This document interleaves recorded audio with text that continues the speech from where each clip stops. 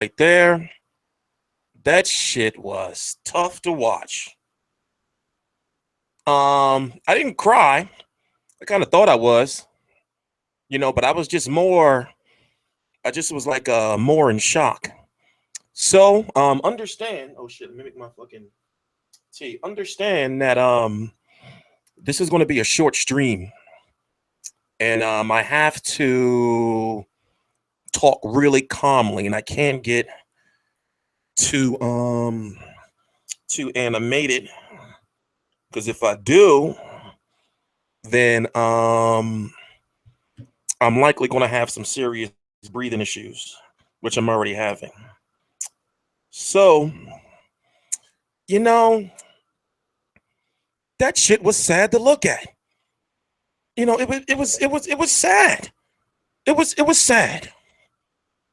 I'm sad because to see that nightmare come to fruition, I got a chance to see B-Hop work out last week, and I was looking at his footwork, I was looking at his reflexes, and I was looking like, yo, he's way too old for this shit.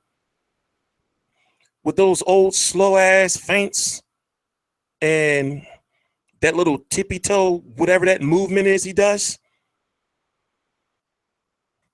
For his last fight, he shouldn't have went out like that. I just knew it was all trouble for him. Now his plan, I gotta drink this, so I'm not gonna be able to talk long. His plan was to, I guess, wait for Joe Smith to retire. To get tired. I guess that was the plan, to hope that Joe Smith was going to get tired and to take him into the later rounds. The cards were close. The official cards were close. But fuck no part two should happen. Listen, Bernard Hopkins got knocked out of the ring. He got knocked out of the ring. His little black boots all in the air. It was some guy who was holding his head up.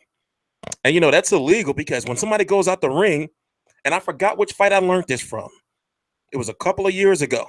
But when a fighter goes out the ring,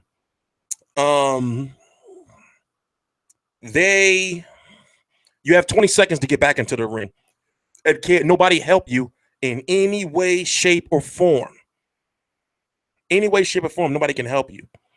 So what we're going to do is we're going to listen to Bernard Hopkins' post-fight interview, and it's going to give me some chance to drink this lemon and honey infused tea, so I can get a little bit of time to talk to you guys, because we got a lot of shit to talk about.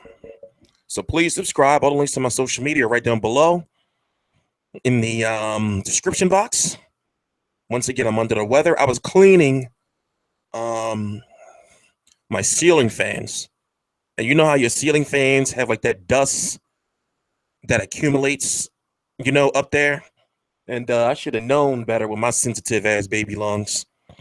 I shouldn't have did that shit. So let's listen to this post-fight interview. Please subscribe.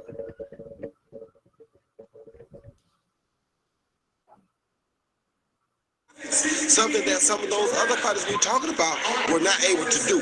Now, I must admit, I got to say the same thing for the little cat that fought Lomachenko last, Nicholas. That time off hurts. The older you get, the more that time off hurts. This was probably the longest inactivity period that Bernard has had. 25 months. And this is why we saw such a decline in Bernard Hopkins tonight, as opposed to what we saw before. Nicholas Walters went through the same thing. 11 months off before fighting Lomachenko says a lot. So I don't think it would have made a whole lot of difference, but it's still not fair to give a man an assessment after being off for so long. He chose to fight somebody with extraordinary power. We saw it as early as the first round. Joe Smith can really crack. The last man he cracked was Bernard Hopkins, and Bernard is in the dressing room to talk to our Max Kellerman right now.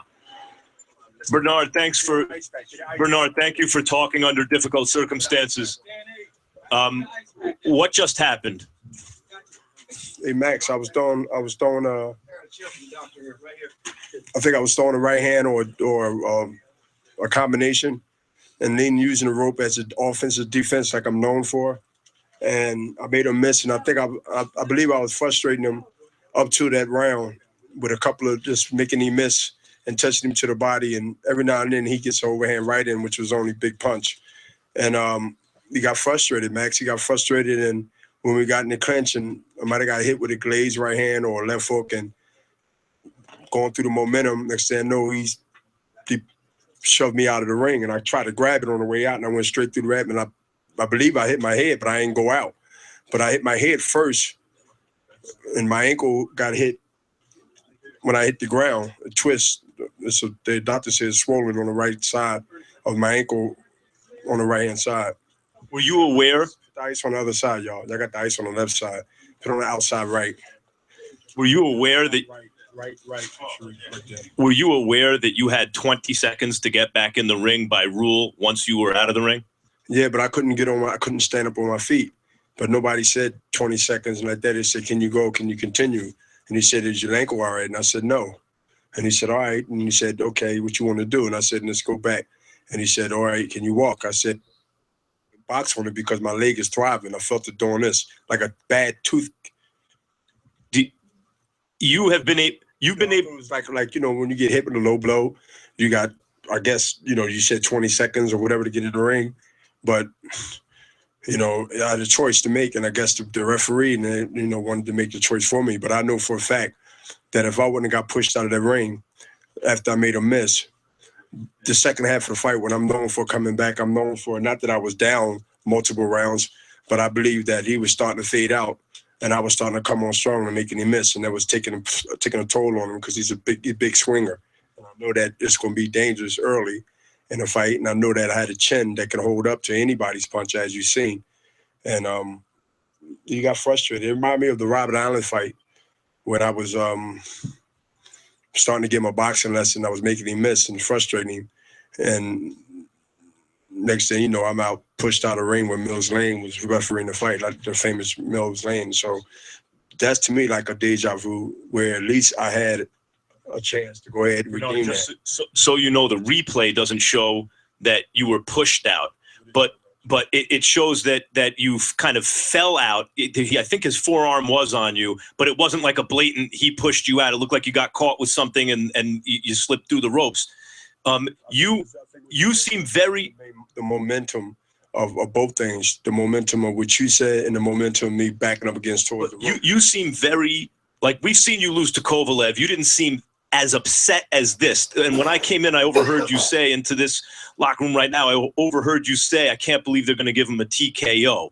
It seems that is bothering you right now, the fact that goes down on your record as a stoppage loss. But the reason I said that is because I'm really still in shock. Like, y'all, they're going to give him the fight, knowing that if the replay showed that even if his elbow touched me and he's throwing a punch and he's leaning on me, then I went through the ropes. I didn't dive through the ropes. You see, the momentum took me through the ropes. And I think I hit my head. Everybody see they heard a thump, they hit my head. But I was more or less worried about my ankle than my head until I realized later seconds that I did hit my head. But no, Max, I wasn't going to holler and scream and jump and say, "Oh," and all this stuff like that, because to me, I believe everybody's seen what was going on, and maybe I get a chance to go ahead and see if I can fight on it, which I couldn't, or see what the referee was going to do. But that's why I was more, even if they would have called it a no contest, even if they would have called it, whatever, but not a loss, because I don't think that it was warranted like that. Maybe you say the rules after 4 rounds, after 5 rounds.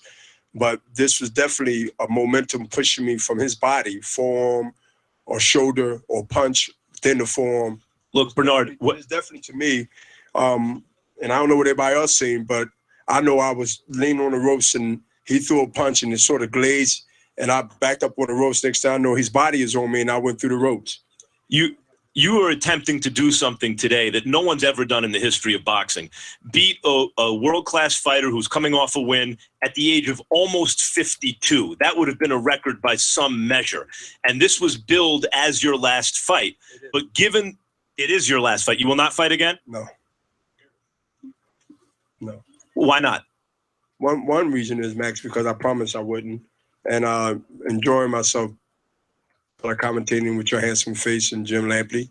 But, you know, I think that when you come to a point in life where, you know when it's final because there's nothing else to do in the game of boxing as far as making history and doing certain things. And also spending time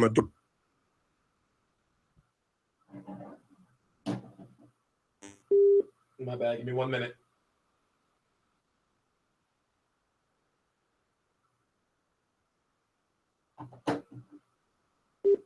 where, you know when it's final because there's nothing else to do in the game of boxing as far as making history and doing certain things. And also spending time with my daughter right here, as you told you, NYU. And then other things going on in my life, Max. And again, along with the HBO family, Golden Boy, can't forget that. I'm happy in my life of retirement. This is billed as the final one. Controversy, draw, split, whatever you want to call it, win, knockout, or less. It doesn't matter. I believe that the crowd and the fans know for a fact that I went out like a soldier, and I always fought the toughest and the baddest fighter in the era that I boxed, or even before or after, Max. So yeah, I mean, I'm fine with that, but I'm not saying that, I agree, but it is what it looks like or what it is, and I know what happened. I'm not in denial. Bernard, Joe's a tough, strong, heavy-handed puncher. Don't have a lot of mechanics with him as far as technique and skill. Strong and, come forward. But I think that, Max, knowing people know my style, knowing I'm not a fast starter, this was the rounds that I know that I was about to go ahead and make something happen. We've covered that, and we got to get the business done. But I just want to tell you that if this is indeed your last fight, and it sounds like it is, it was a pleasure covering your career, one of the genuine all-time greats of the game, and it was an honor to cover your last fight. Jim? All right. Thank you very much, Max Kellerman and Bernard Hopkins. Here's another look at what happened along the ropes. Roy Jones. His ass go flying. I see punches. Yeah, there was no push. You can't take the credit away from Joe Smith. That old man. All of those were clean punches. No elbow, no forearm. But, I mean, you got to understand who Bernard is. Bernard came here being Bernard. Bernard is going to leave here being Bernard. Old Bernard man. does not like to lose, and I can't. Yo, I really had, let me calm myself down. I really had a bad feeling about this fight, man. It's okay. Bernard Hopkins is a legend. He was a Hall of Famer 20 years ago. About 19 years ago, he was a Hall of Famer.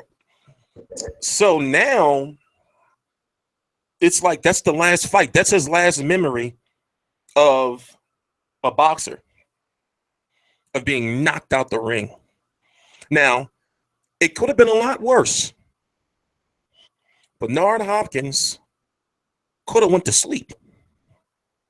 So in a way, because he was taking some tough shots, and what you noticed is as the fight went on, Bernard Hopkins' game plan seemed to be that he was waiting for Joe Smith to tire out. But also you saw Bernard Hopkins on the ropes a lot more, using a lot more upper body movement. And he's, fuck it. He's 52 years old. No. Let me read this. Corporate Construction says the cameraman could have helped, but was too worried about his camera. No, you can't. When somebody gets knocked out the ring, they have to get up and get into the ring themselves. They get 20 seconds. Nobody can help them, or there's an automatic disqualification. Nobody can help them. I learned that. I forgot which fight I was watching where somebody got knocked out the ring a couple of years ago. And, it's looking at, that shit was crazy. And it got so bad that I had such a bad asthma attack. I'm screaming at the television like, stop it, Pat Reese. They're gonna kill him. I said, they're killing him. And I'm by myself. I was hurt. I was hurt. Like when you see, like, you know, the fact that he's old makes it worse, you know? And then when you see when that final left hook lands and he just go through the ropes and he just ever so gently glide and then fall down, boots all in the air, you know, and he's laying there. What I don't understand is he falls on his back. His legs are way in the air, right? But then he says he hurts his ankle. How the fuck does that happen? But you know, it's Bernard Hopkins. You know, I just wish that now I wish that he would have walked away after that Kovalev fight. But I knew he wasn't going to walk away because I went. You probably can't see it, but it's under here. I was at Hopkins' 50th birthday party, at his party. And then I went to a 50th celebration fight at the 2300 Arena here in Philly. And that's when I knew he's going to fight again because he never retired. He never officially retired. So now he's done. That's his memory. I hope and pray that his motherfucking old ass stays retired. I'm sorry. I'm not being disrespectful. But he's old as fuck now. He can't be boxing no more. He don't have it. You know, don't get me wrong. He was catching Joe Smith with one, you know, maybe two shots at a time, but then he would tie him up. You know, but that movement is gone. That movement is gone. His movement is gone. He can't be doing that shit no more, man. He can't be doing that to his fans. I was scared all week. I was dreading. I was like, fuck, man, tomorrow's Saturday. Shit. Bernard Hopkins fight. Shit, man. He probably gonna get knocked the fuck out. That's what I kept telling myself. And I'm like, nah, but he be hot, man. He's gonna find a way. But he's too damn old. No telling what kind of fucking rituals. B-Hop one of them type of dudes, like where he go to sleep at like 6, 7 p.m. And then he be up at like 3 a.m., 4 a.m. for no reason. Just up. You know, fully dressed. Fully clothed and dressed. You know?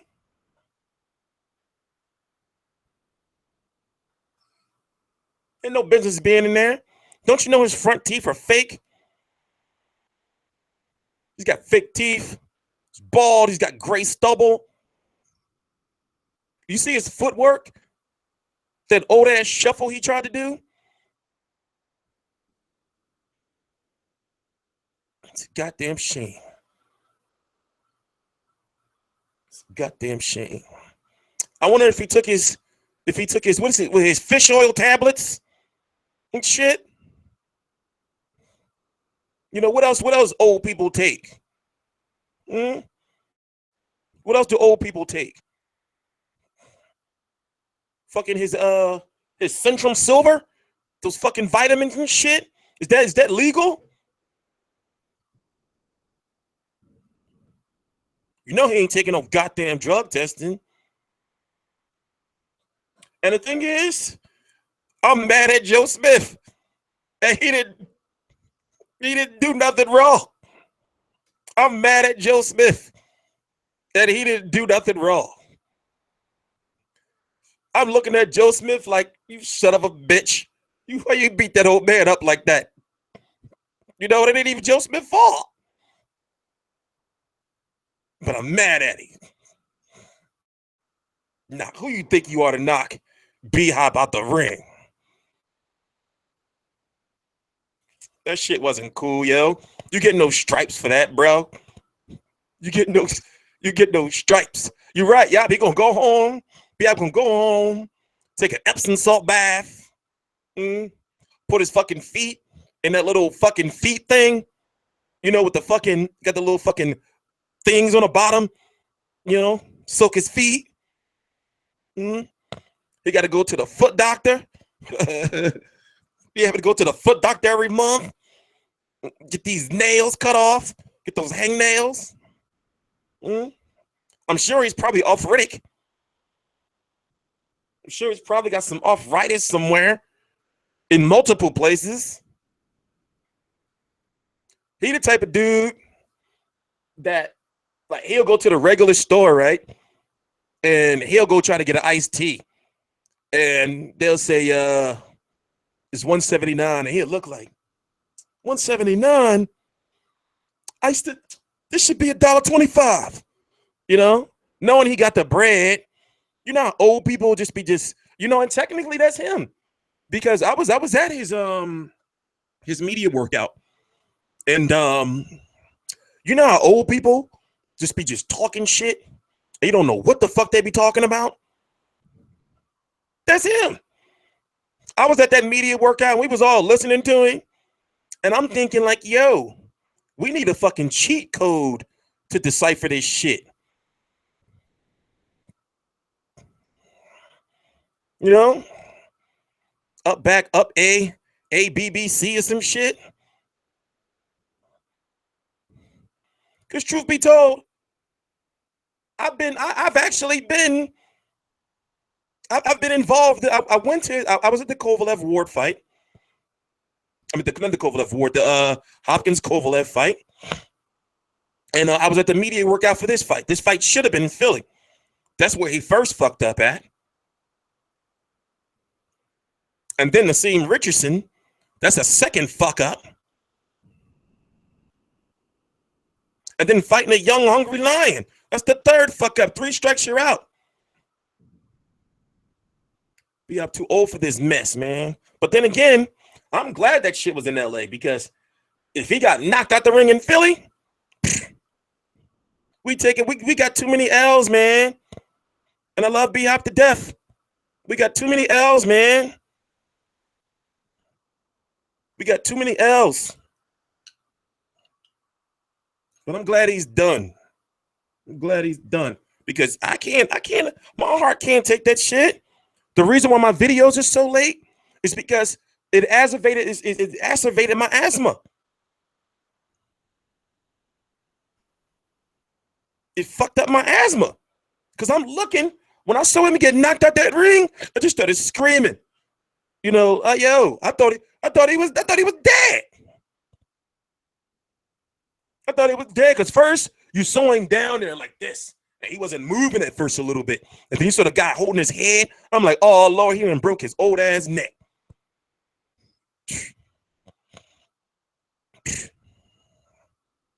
Fuck no, I wasn't no fucking pro boxer. I'm an asthmatic. I have switched up my diet. I was fucking around with some dust. And that fucked my shit up. A lot of dust, too. That shit was like raining down on me. And I'm like, I'm cool. I'm not. Wrong.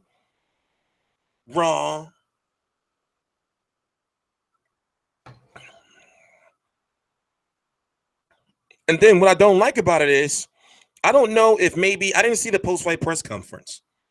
But I hope that B-Hop gave, no, I didn't wear no motherfucking dust mask. That's another place. That's how I fucked up. I hope that B-Hop gave Joe Smith his props because for him to be talking about like how, you know, it was a push and all that. It's like, yo, get that young brother, you know, give him his props. You know, he beat you, Bernard.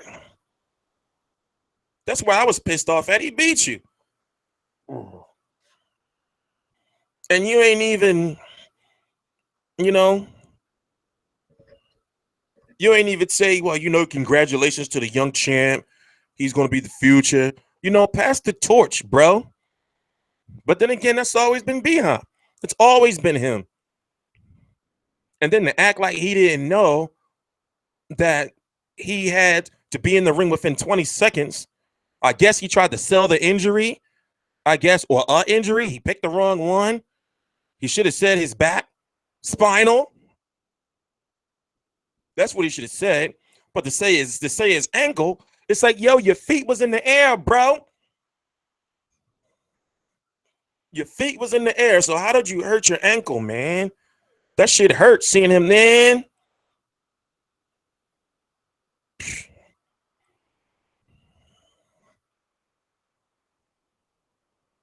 Fucked up. All I wanted him to do is here's what the cards were. One judge 67-66 for Joe Smith. 67-66. That's it. Yeah, 67-66. Pat Russell 67-66 for Hopkins, and Thomas Taylor 69-64 for Smith. So two of the judges had Smith winning. I'm going for the Thomas Taylor card, 69-64, because Hopkins wasn't doing enough. He was landing some clean shots, but they were rare. They were rare. They were good shots, but they were rare. Did you peep how they was like trying to show respect to Roy Jones?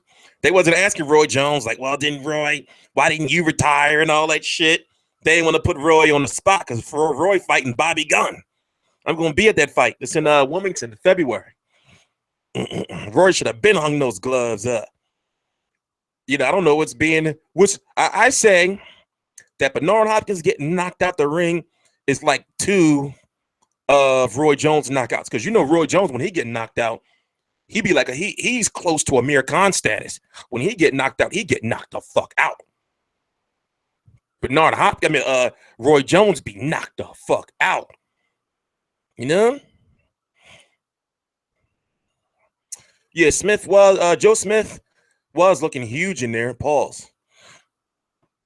He was looking huge in there. I'm gonna have to make me a some more tea in a little while because that's how I keep my energy. This fucking little ass thing of fucking honey was fucking $7 motherfucking dollars. $7 motherfucking dollars. Yeah, it was Enzo who knocked out Roy in his last fight. No, wait, didn't Roy fight the Fan after that? Roy, what was the fight where he fought like the Fan, the MMA artist? Was that the fight before, or was his last fight Enzo? I know he was one fight away from a title shot at cruiserweight. But getting back to the point I was making. Let me fix my chair. Let me lean back. Just give my fucking chest some fucking relief. This is what I don't like. I don't like how Bernard Hopkins didn't go back into the ring.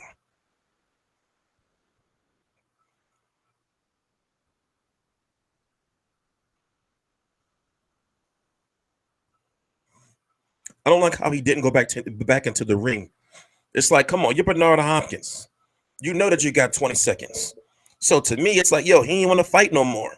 Or he tried to look for an easy way out and was hoping that that Joe Smith had pushed him. You know, but in this day and age and era with high definition and 4K, you know, you can't, come on. With all those replays and everything, not even a forearm touched him. Not even a forearm touched Bernard. He was pushed. He was pushed, all right. He was pushed by the fist of Joe Smith. That fist pushed his ass, sent his ass flying. My bad, think twice, man. I put the wrong dude on timeout. My bad, bro. I put the wrong dude on timeout. Think twice, man. You've been timed out for 5 minutes. That was a mistake. I meant to put this fucking Mexican docile side guy who asked me if I'm related to Beanie Siegel. Fuck you. Anyway. I don't have time for dumbass questions. But yeah, that shit hurt, man. That shit sent his ass flying. And then he fell straight like back, like with his legs. You saw his little legs with his skinny ass ankles?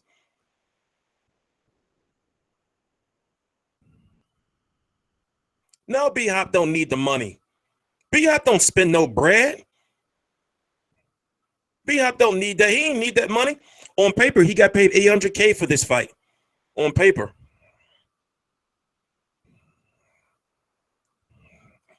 He flew ever so elegantly out that ring.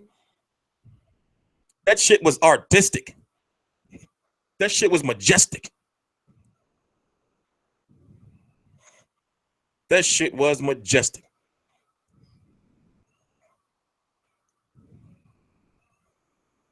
Yes, he did. That's what Hopkins wanted. Hopkins wanted a no contest. And he was doing good in the fight. It's just that, put it this way. He was he was going to lose on the cards. But he was doing good in the fight as far as surviving.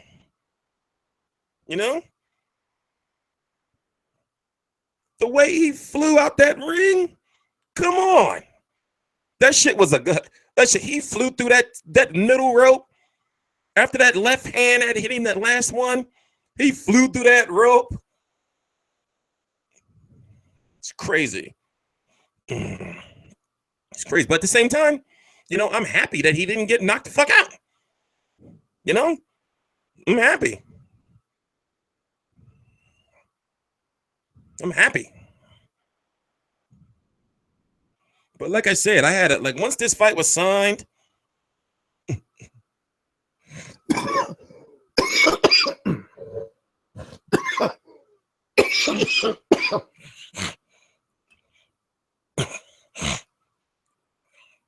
excuse me.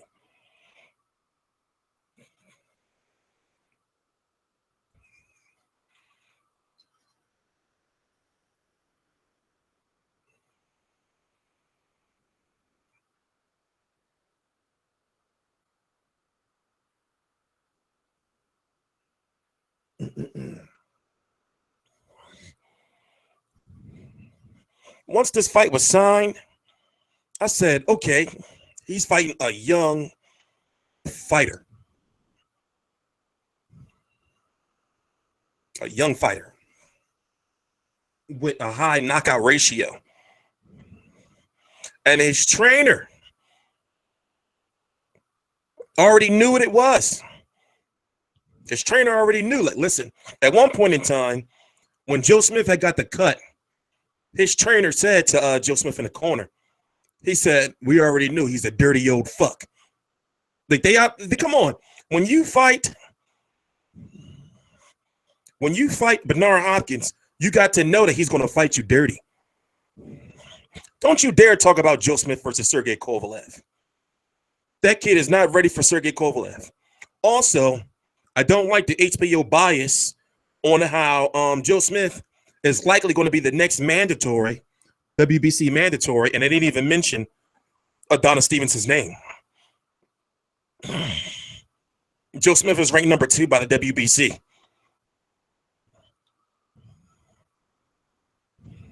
Exactly. Bernard Hopkins should have went to the ring and he should have congratulated Joe Smith. But see, this is what Joe Smith did, though. Joe Smith made Bernard Hopkins sign the glove that he knocked him out with. I just had deja vu. I hope I don't fucking die. I got to be careful with this asthma shit, man. I almost went into a motherfucking coma. But anyway, Joe Smith is not ready for those top guys. Not yet. You know, but now he's got 2. If you look at his resume, he's got 2 big names on his resume. He got Fonfara that he knocked out, and then he knocked Bernard Hopkins out the ring. Yeah, Bernard Hopkins could have chose a bum. I'm not mad at Bernard Hopkins for taking the fight. I'm a little mad at Joe Smith, but it's not Joe Smith's fault. I'm just mad because I'm just a Hopkins fan. Even though it seems I'm a little harsh on him, y'all damn well know I'm telling the motherfucking truth. No, damn well know I'm telling the motherfucking truth. He was just too damn old, and that layoff was 25 months. 30-year-olds not supposed to take no layoffs for no 25 months. The man is 51 years old, and he was on a 25-month layoff. Please don't ask me about other boxing events until we get over this Hopkins Kovalev shit. We're following the format. So let's finish talking about Hopkins Kovalev first. I'm not Hopkins Kovalev, Hopkins Smith, before we start talking about other shit. All right? I think that makes sense.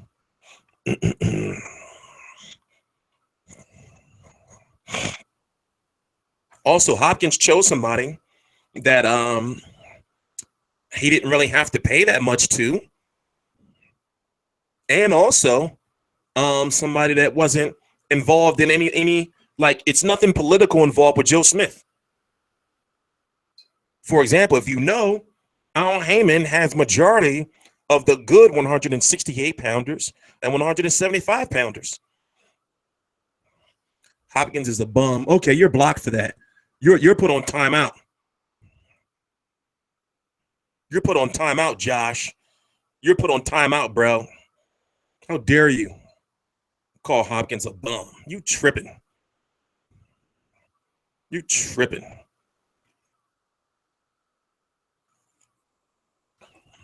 You're on timeout, bro. It's blasphemy what you said. You should be stoned. You should be stoned to death or thrown from the highest mountain. Talking that shit. I don't think Smith has no chance against Kovalev unless it's knockout.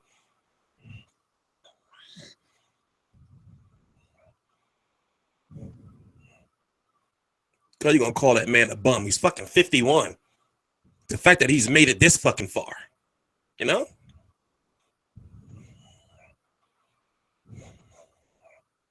But yeah, I would like, yeah, see, Joe Smith versus Sullivan Barrera makes sense. Who was B-Hop trainer for this fight? You don't know? Who are you, guy? I haven't seen you before. It was John David Jackson. Some Hopkins and Nassim Richardson had some type of falling out. They had some type of falling out.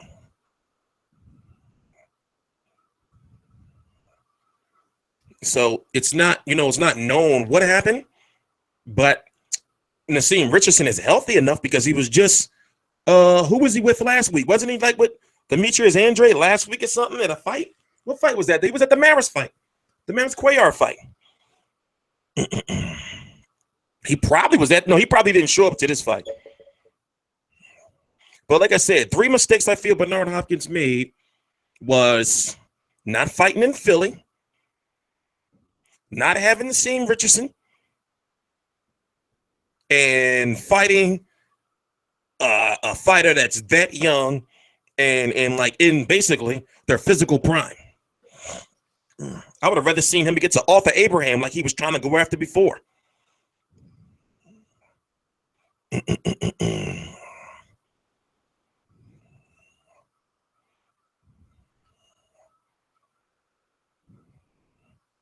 It was with J-Rock. Okay.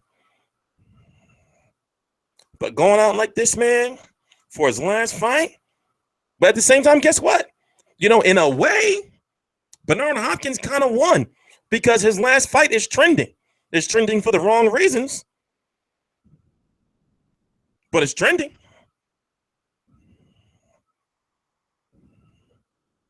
Thanks, James Tribble. So, this fight, has replay value. Many people think Bernard Hopkins fights are boring. This fight had action inside and outside the ring. This fight had some action. So that shit's trending. That shit's trending.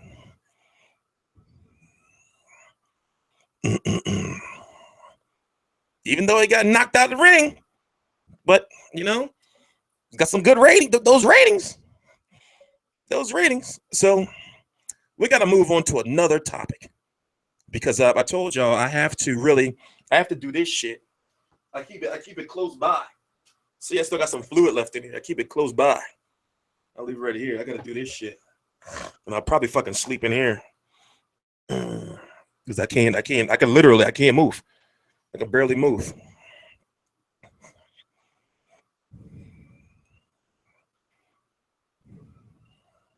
But we gotta talk about another topic. Motherfucking Alexander motherfucking Povetkin. That motherfucker. You know? And the thing is, I was riding for him. With good reason. But now you failed 2 drug tests, bro. And then poor old Johan Duhaupas. Okay, you failed 2 drug tests, right? WBC removes their sanction from the fight. You fight Johan Duhaupas, who steps in on 8 hours notice. Don't you find it a little bit strange? And Johan Duhaupas was supposed to fight Carlos Taka like next week, I think. Don't you find it kind of strange? You know? Then he knocks out Duhaupas.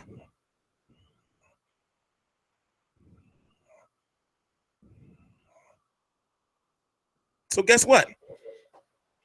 But man, Stiverne was like, fuck that. I'm going home. Because I guess, you know, Bermain Stiverne failed the drug test too. But I guess that maybe he knew that shit, I can't compete with the power of whatever PEDs Povetkin got. You know?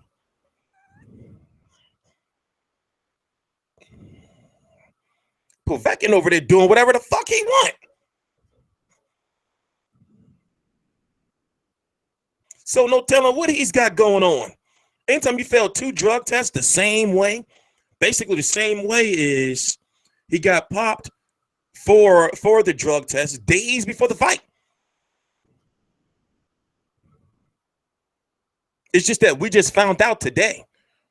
They found out he fucking when was the test? December the 6th or some shit? That motherfucker ain't no joke.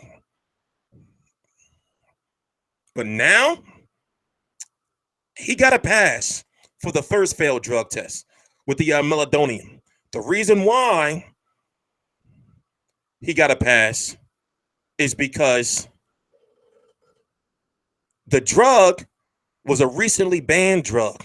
Also, there wasn't enough scientific data to prove how long it would take to get that drug out of your system.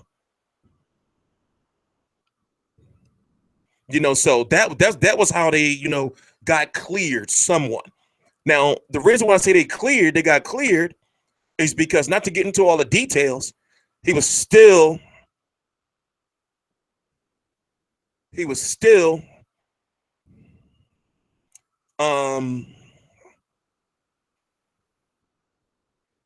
able to be Wilder's mandatory. So basically he was cleared.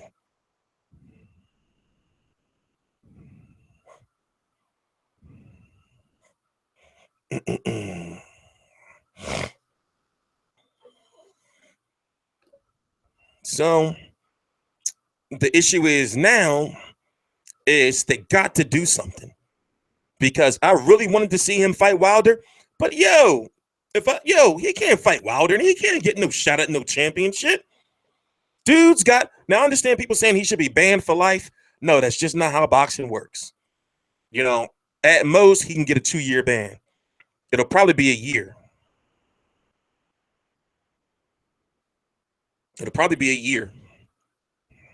But now something's got to happen. Even though his promoter is a billionaire, something's got to happen. We don't know who Wilder's new mandatory is going to be. Don King is pushing for it to be Bermain Stiverne. But see, Don King, let me tell you about this. All right, they could have won along with the fight, but Don King basically told Bermain Stiverne, "Oh no, we're not taking that fight. Let's go home and basically we can sue him and get free money, and then try to get the WBC to make you the mandatory." Think how Don King think. You know, so already they already know they're going to sue Povetkin, most likely going to sue him for lost wages and get those lost wages. And then, you know, try to make him the mandatory, meaning Bermane Stiverne. So basically, there's going to be free money for Stiverne and Don King, and they'll be able to get, you a title shot.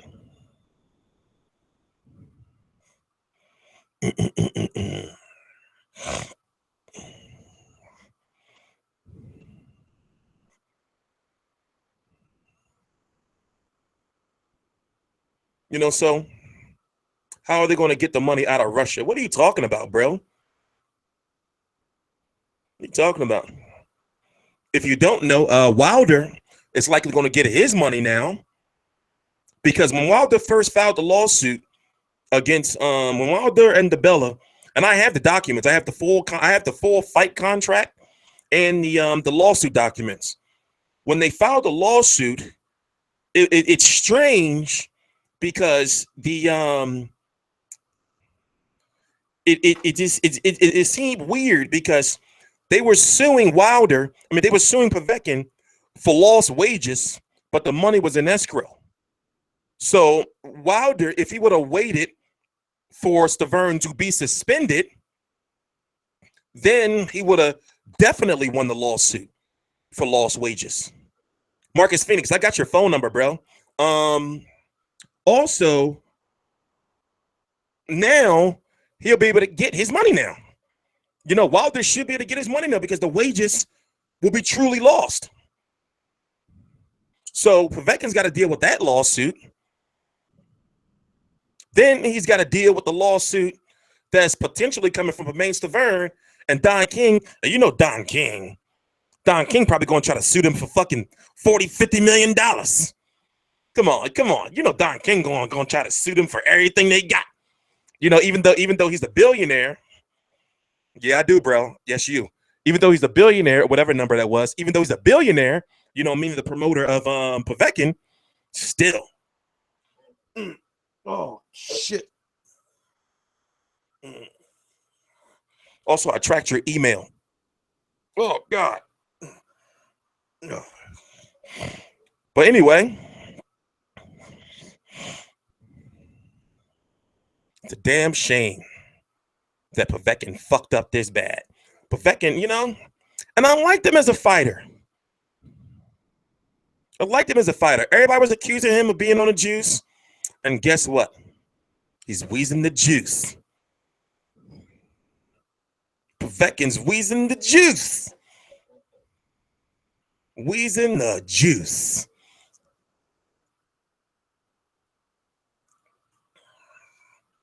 Wheezing the shit out that juice. So now, every time somebody fights him, whenever he does come off suspension, because if he doesn't get suspended or something doesn't happen, the WBC is going to lose a lot of credibility. And they've done a good job in rebuilding their credibility since Mauricio Suleiman has taken over. I'll just leave it at that.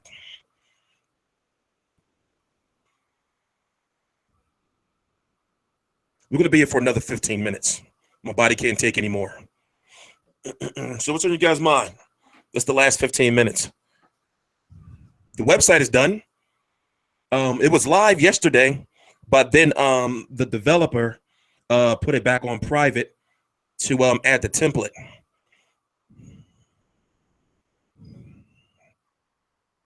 Admit it, T. Povetkin looked shady as fuck before he even popped. Nope, I can't say that. Remember, I can't, certain shit like that. When it comes to that steroid shit, I don't be accusing people of that shit unless, proof comes out. You never hear me say, well, he looked like he on PEDs. I never say that shit.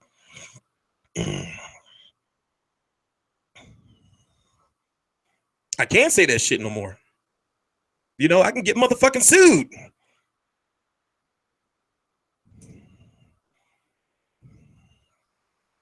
I can't just be saying, oh, this motherfucker's on PEDs. Look at him. Nah, you can't be doing that shit.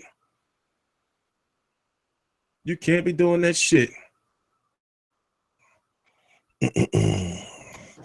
Will Canelo versus Chavez Jr. happen? It's looking likely. Canelo versus Chavez Jr. is looking real likely.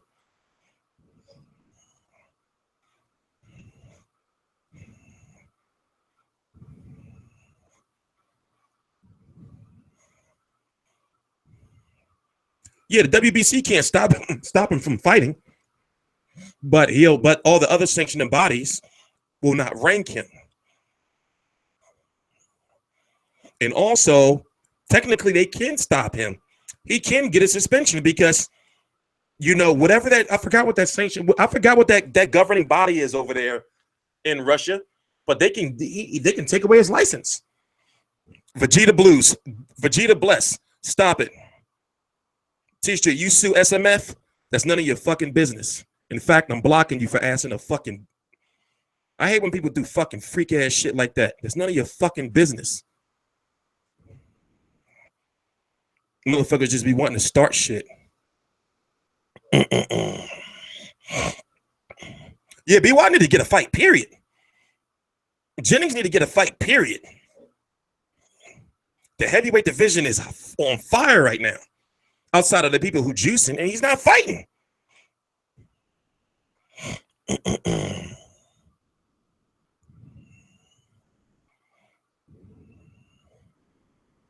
Yeah, I don't have time for in these chats, especially since it be so late.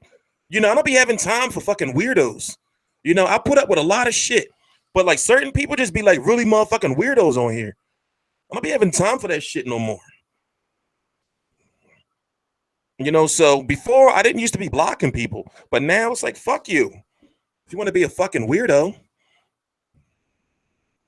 asking shit you already know the fucking answer to, just to fucking get a response. I'm a regular ass dude. People be saying shit, well, I just want to hear you say my name. Type of freak shit you on. I'm a regular ass dude. I just do videos. I just do videos. People are like, oh my God, he said my name. What the fuck is wrong with y'all? Just look at me as a regular ass dude who got asthma.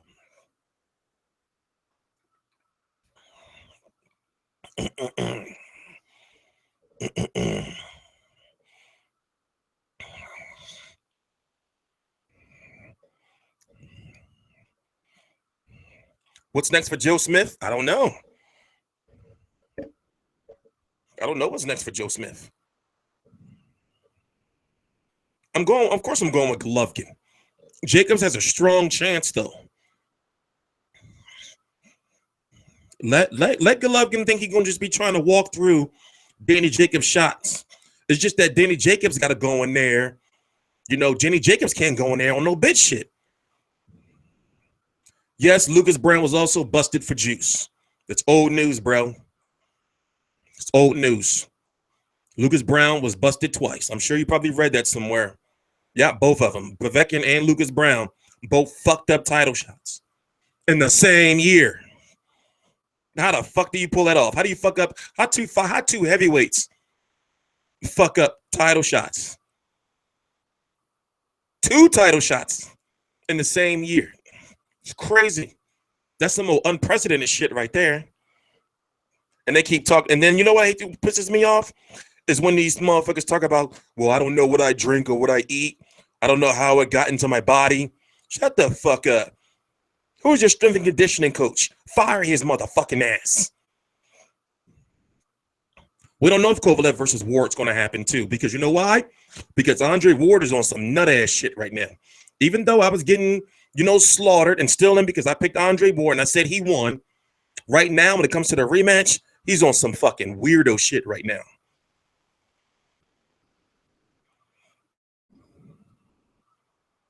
He's on some weird shit. And the reason why I say he's on some weird shit is that, there was a rematch clause and the contracts for the rematch clause was already negotiated. Now you talking about something you're going to retire if you don't get more bread? The first pay-per-view flopped, bro. The second pay-per-view is going to do better, in my opinion, but the first one flopped. Where are you trying to get this extra bread from? You know?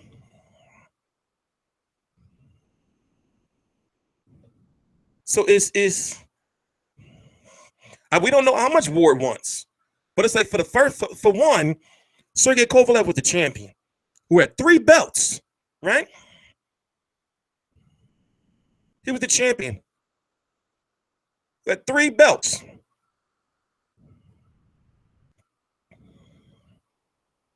And now he wants more money when he got paid more than the champion. Chris Eubank Jr. is not the real deal. I'm not talking about Chris Eubank Jr. right now. I'm not a fan of him.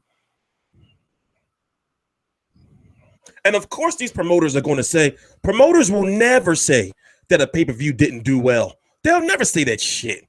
Of course, they'll say, oh, yeah, we did good. But they'll never say, well, yeah, we failed. Come on, get out of here with that bullshit. They'll never say the shit failed.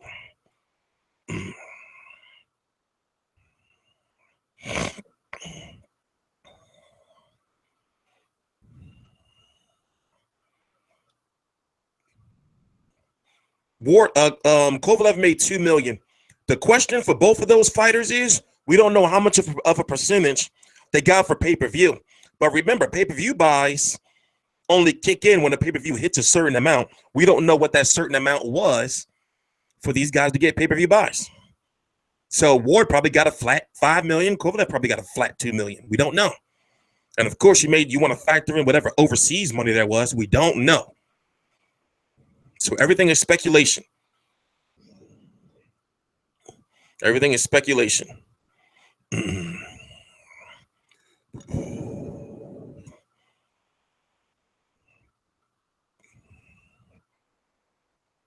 But it's going to look really, really bad. It's already looking bad for Andre Ward.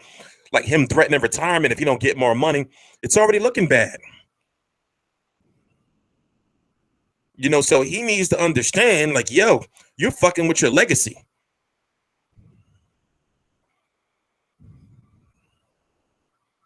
I don't have no beef with Eubank.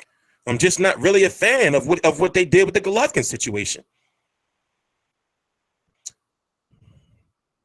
And don't come in. I cover it. For one, you can't never call me a fucking hater because I cover all his fights.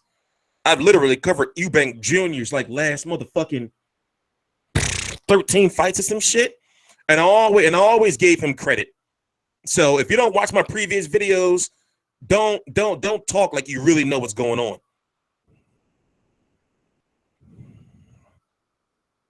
Don't make assumptions. It's just that shit he did with the Golovkin fight or what his pop did, he's got to take the blame for that. That's why I'm not fucking with him right now. He's been doing a lot of, fucked up shit. For example, he dropped his WBA interim title. For what? He was the mandatory for Danny Jacobs.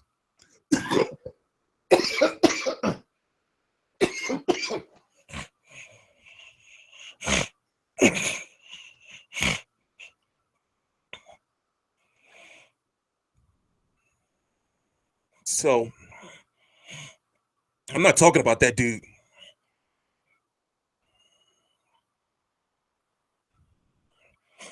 How good is Jesse Hart? Jesse Hart is okay.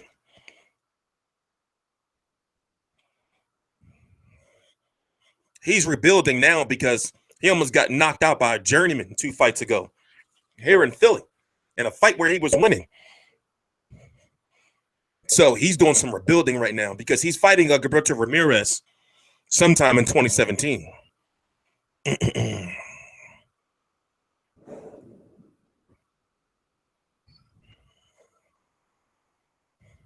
Yeah, Jesse Hart, cool. I've interviewed him several times. He cool. But he told me himself, just like many boxers told me. They said they watch my videos and they know I'm going to keep it real. I'm going to ride with you, if you're from Philly. But at the same time, you can't be mad at me if I do a video and I tell that shit like it is. So it's like I'd be pissed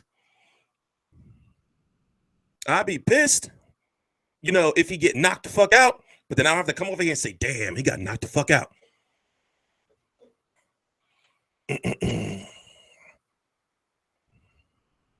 Jesse Hart is the one who gave you that Kovalev War interview? No, it wasn't. Please don't ask me questions that you already know the answer to. Think twice, man. Come on. You just answered your own question.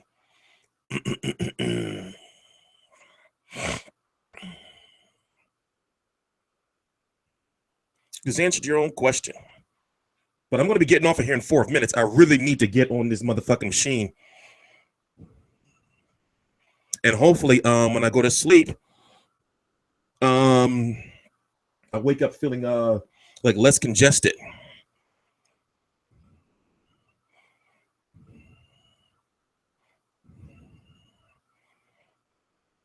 Less congested. Yeah, because people stealing my interviews and shit. I kind of work for Fight Hype now. Kind of, sort of. I work for Fight Hype and Fight Hub and a whole bunch of other motherfuckers.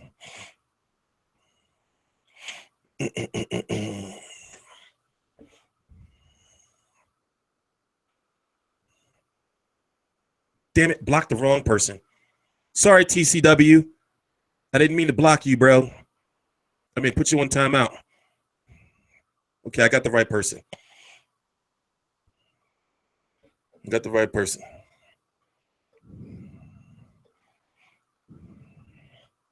But yeah, it's the end of the year, man. We got a couple big. Let me see what fights we got next week.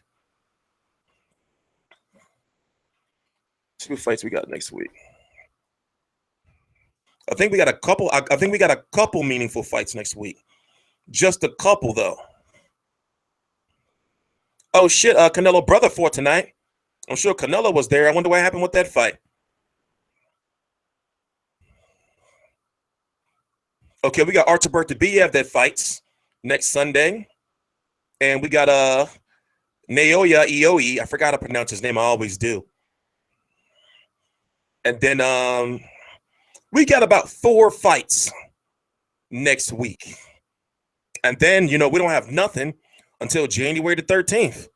And then on the 14th, I'm going to be in New York for that Showtime Badu Jack James DeGale fight. So, yeah, this is like the fucking last fucking week and shit.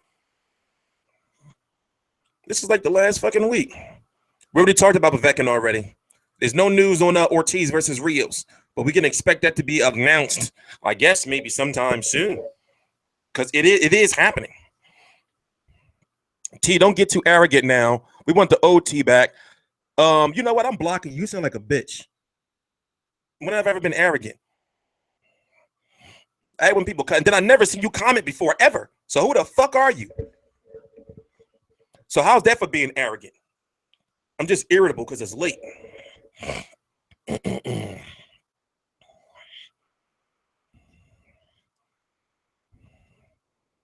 I'm not going to no fights in Vegas no time soon. I'm not going to any fights in Vegas anytime soon. I send people to fights.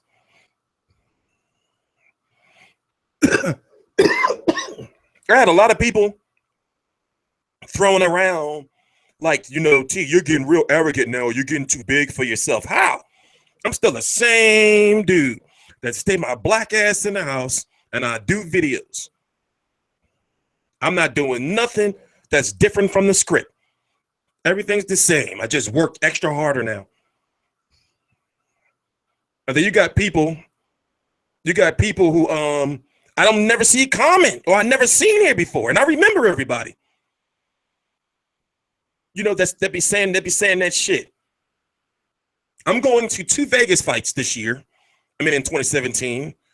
1 or 2 fights in LA, 1 fight overseas, and multiple fights in New York. That's it.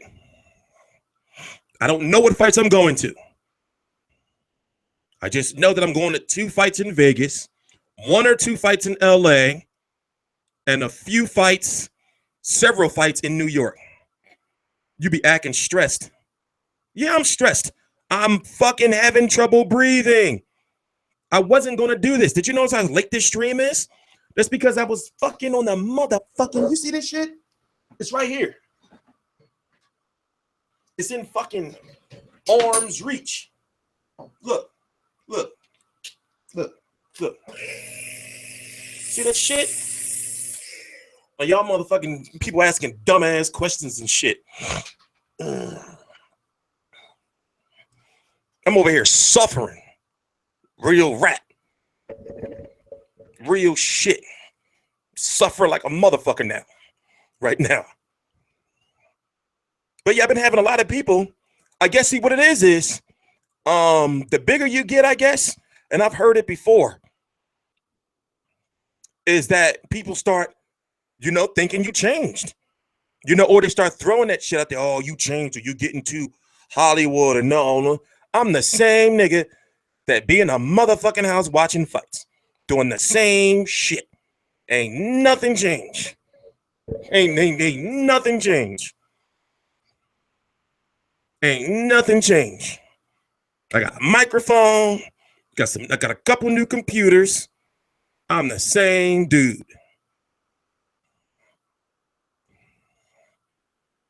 I'm the same dude. You're losing subscribers.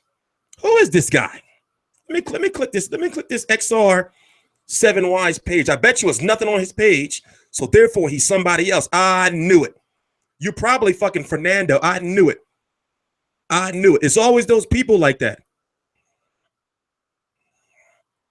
I don't hold myself out like for subscribers. I don't do it.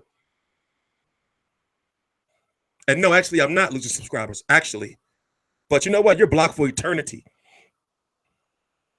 You can always tell who the fake people are because when you go click on their channel,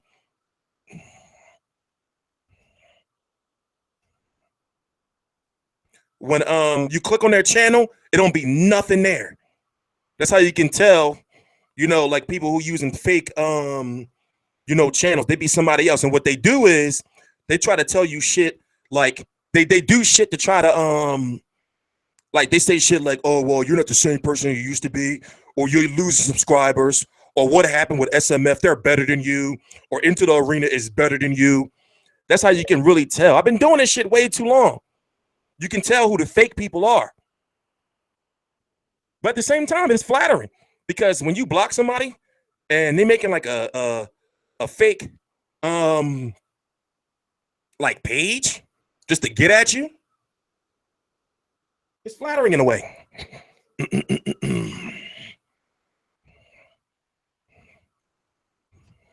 Fuck Fernando. And as I said before, when I see him, I already told him it's on site. So he built his channel because he's trying to make, Fernando built his channel because he wants to prove something to me. Go ahead, bro. I'm your idol. He wants to prove something to me for whatever fucking reason. That's why he keep fucking emailing me and contacting me and all that shit.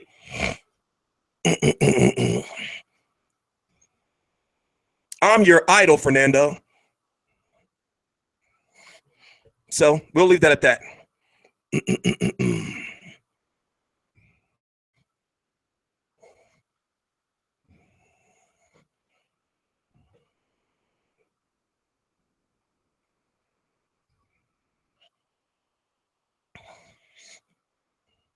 Yeah, truth be told, I really don't care if people subscribe or unsubscribe.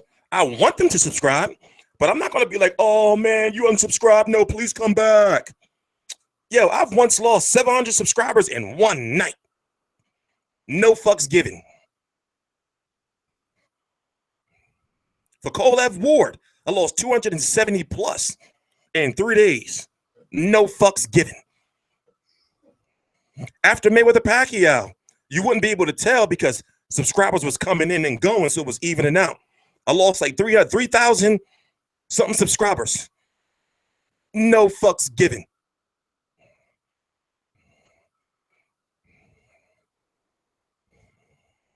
I took a year off basically from June of 2015 until like I think February or March of this year, I was only doing like 300 videos a week. Not 300, 3 videos a week. No fucks given. So now I'm back. I'm taking this shit serious. I'm not in this shit for the money.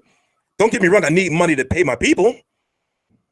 You know, I can't keep affording to lose money because I lose money every month, especially when you're buying all these fights and shit. You know, but I'm not like these other motherfuckers on here, you know, doing this shit because I need, I gotta pay this and I gotta pay that and I need to fuck out of here. I'm not that dude. That's why you got people putting all that fucking fake shit in their titles, that full fight and all that shit. Did you notice that their views are not as big as they used to be?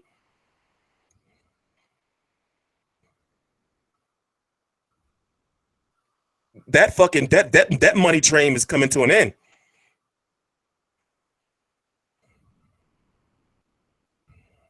That money train is coming to an end.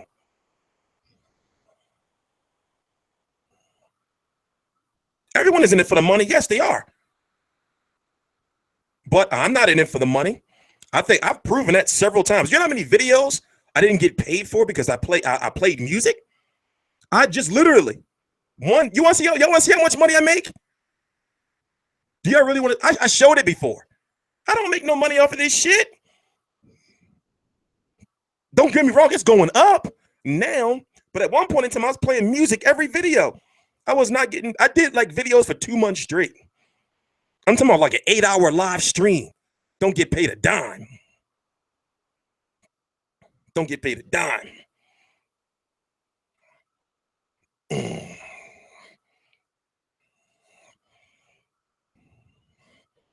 It's like this. The money's going to come in with the plan I got.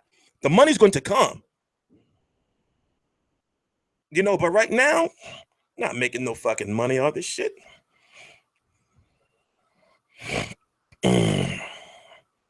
Not making no bread. I mean, it would be obvious. I think that people would be able to assume, you know, that I don't need, that I don't rely on this YouTube income because I don't have no, did y'all notice I don't fucking work nowhere? I'm not on no fucking disability or no shit like that.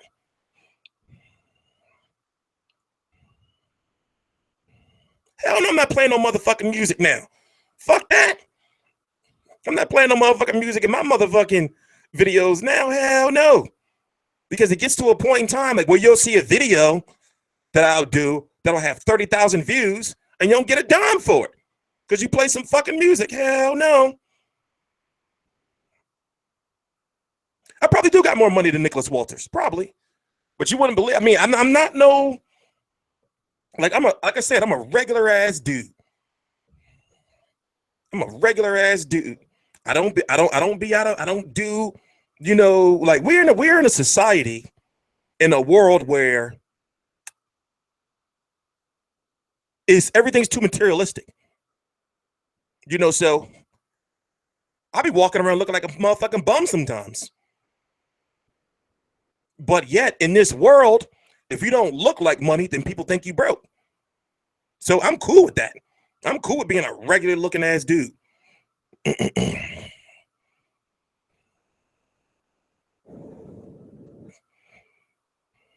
That's not true, Josh. Go look at my videos. That's not true.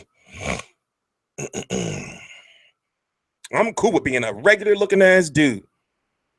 You know? But I got a whole bunch of expensive ass fucking electronics and all kind of shit like that.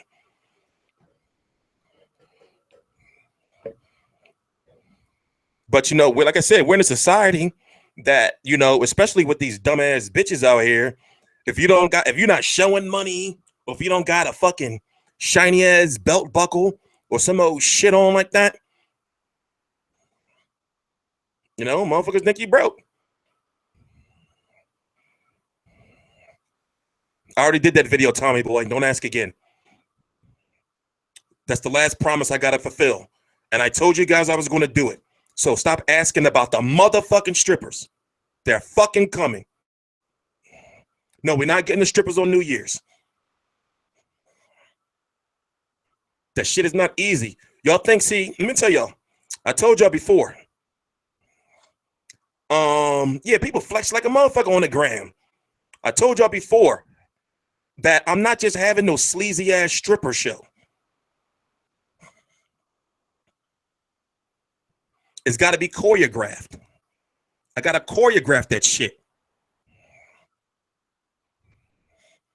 So I need to chill. It's coming. Once again, have I not done everything I said I was going to do? There's only 2 more things I have to do. The website is here.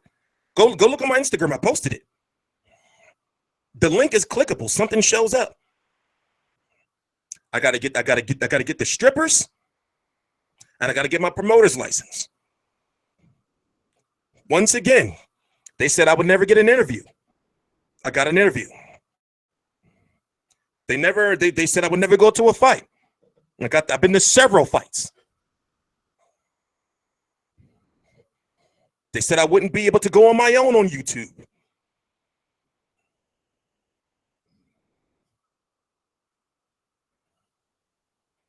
They said I fell off. They said I wouldn't be able to get with a website. They said I wouldn't be able to get my own website. I wouldn't be able to go to fights on my own, under my own brand. I've done everything I've said I was going to do. I got 2 more things that I promised. It's the dancers and my promoter's license. I'm getting too animated. My breath is running out. So the promoter's license is not coming for probably like another 3 to 5 years. I told you I'm going the media route. And if you understand what I'm saying, it makes so much sense. No, see, young boy Kai, King Kai, you got to understand, I'm smarter than that. I've been already thought about that. Come on. I'm smarter than that. I'm not going to get my channel shut down over no strippers. I got a way to do it that I'm not going to get shut down. I've been planning it for 2 years now. I know how I'm going to do it. There are ways around it. For example, go look around. If you really go look around YouTube, there's nudity all over YouTube. Please don't ask about SMF no more. If y'all don't know, then go watch the old video. Don't ask about them no more, please. That shit is old. I'm not talking about that shit no more. I did what I had to do. I said what I had to say. That shit is old.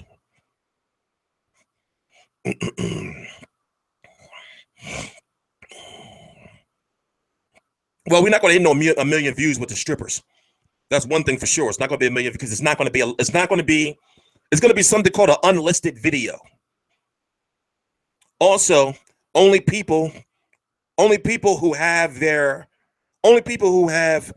real active YouTube accounts will be able to watch, because I'm going to put restrictions on it so only certain people can see the video.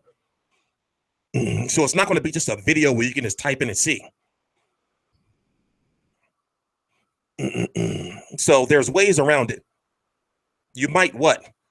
J Basemaster, what do you mean? You might what? What do you mean by you might? You might what?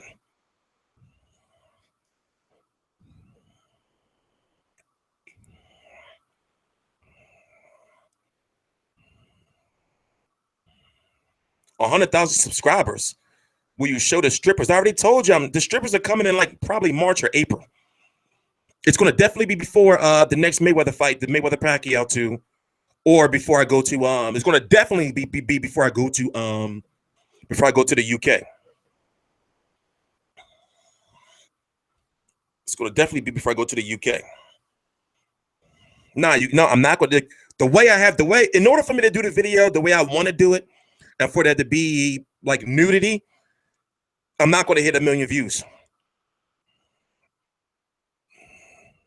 Because there's a certain way you have to do it. So I'm not going to hit 1 million views. I know that for sure. Because once again, it's going to be an unlisted, and it's going to be an unlisted video, which means that it won't be any repeat views. The only repeat views are going to be for people who have the link to the video, and for people who share it around. Okay, you know what? Vegeta Bless, last warning. Matter of fact, you say do a porno with Abel Sanchez, you block forever, you weirdo. I'm sorry. He said do a fucking porno with Abel Sanchez. Who the fuck is he talking to? You block forever, bro. I'm sorry. Make another account. Be like the other weirdos. And then come here and talk shit about how my subscribers go down or all that shit. I'm sorry, bro. I can't deal with shit like that. I told you, I only block weirdos. Putting you on timeout is different. You know, that means you can't comment for like 300 seconds or some shit like that. When I block you, that means you're done. And I don't even know how to unblock people. So, you know.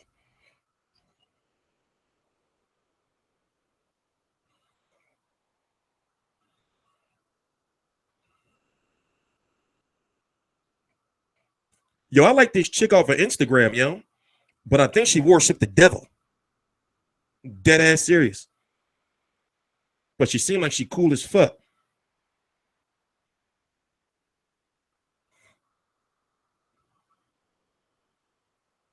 I'm dead ass serious. I think she fucking worships the devil. Or some old shit like that. I know she goth. I hope she don't worship Satan. That shit's not cool. That shit's not God's will. Put it this way, if it's put it this way, if there's if Mayweather Pacquiao 2 happens, which we'll know in February, then I'm not going to the UK. I'm going to fucking Mayweather Pacquiao 2. Because if Mayweather Pacquiao 2 happens, that'll be on May the 6th. Yes, I'll have access to UFC fights once the website is launched. If Mayweather Pacquiao 2 happens, it'll be on May the 6th. Joshua Klitschko is going to be on April the 29th. That's 1 week apart. I'm not going to both of them. That's not happening. I'm not doing them. I don't like to travel. I don't like to travel. You know, so I'm not doing all that motherfucking traveling. I hate airplanes. At one point in time, I used to have to be on an airplane like every fucking 4 months. I'm not doing that. I hate that shit. I said, I'm never doing that shit again.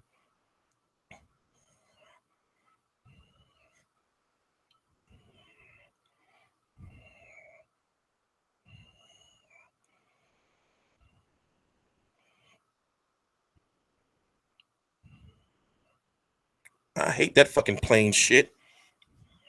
McGregor's a better trash talker.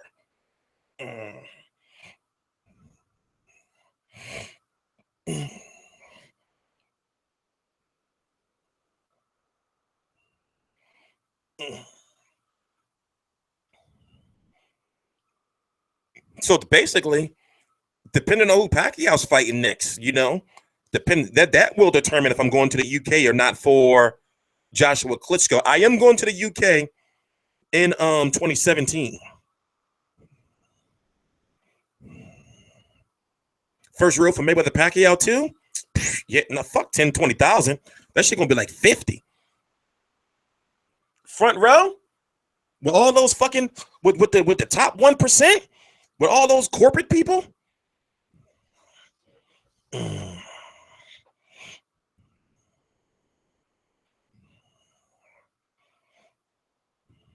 Tickets gonna be high as fuck.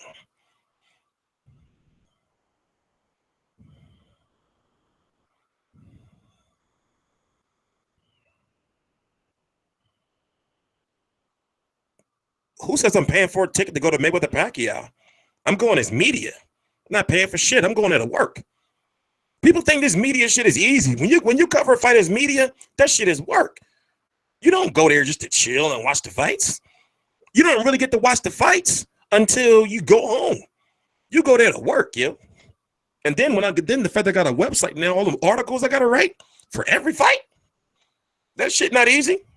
I've been conditioning myself for that shit. People, you know, they think because my videos and everything are nice and laid back, we joke around, that I don't be working. Yo, to cover these fights, you got to work. You got to work, yo.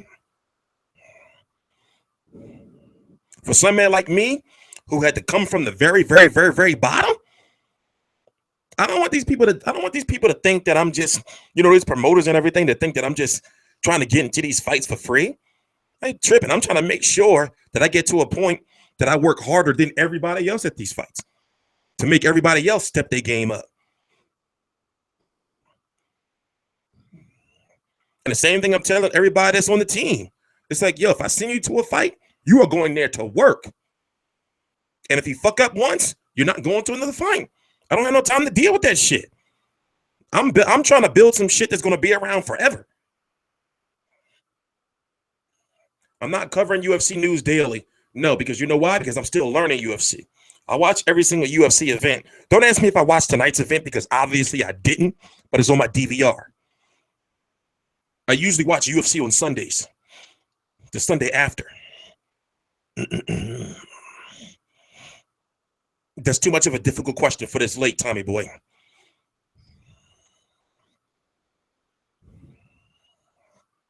So, for example, since I'm the owner and the editor-in-chief of a website to cover UFC, yeah, I do really like UFC, actually. To cover UFC, right? If somebody writes an article for UFC, and I put it on the website, that means I got to proofread and check the shit and know that the shit is right. I can't bring somebody on to cover UFC if I don't know UFC myself. What kind of sense does that make? Mando Big G, now you're pissing me off. That's not some shit that you ask during a motherfucking, you email that type of question. You don't ask that type of, come on, be like, where's the professionalism? And no, I'm not funding the motherfucking trip. Ain't no money in this boxing shit. But I'm not, but there's details. I'm not answering that shit in the fucking chat. Come on, how old are you, bro? I know you've been around for a while, but you don't ask shit like that. You ask that shit in the email. That's when I say people be getting too comfortable. Like, I'm running a business. You don't ask me business-related shit in the fucking chat. You email that shit. That shit's not cool. That, for example, right? You'll have people that'll contact me and they'll say, T Street, I want to cover fights, but how much you paying? Automatically, I just fucking delete. And I just say, I don't even contact them. I don't want people that's in it for the money. You're going to make money, but I don't want people that's there. I don't want people that's in it for that. Like, that's their motivation. I tell somebody, send me, for example, I say, if you want to help out with FightView 360 in any type of way, email me at editor@FightView 360.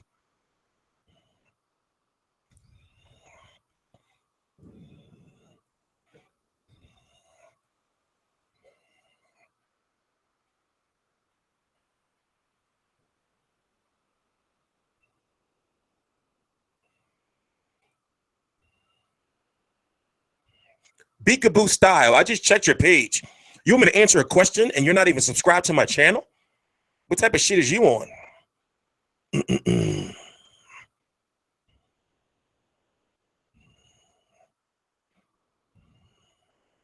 No, I'm not driving my car yet. I got to get it next week. Everybody's bitching at me.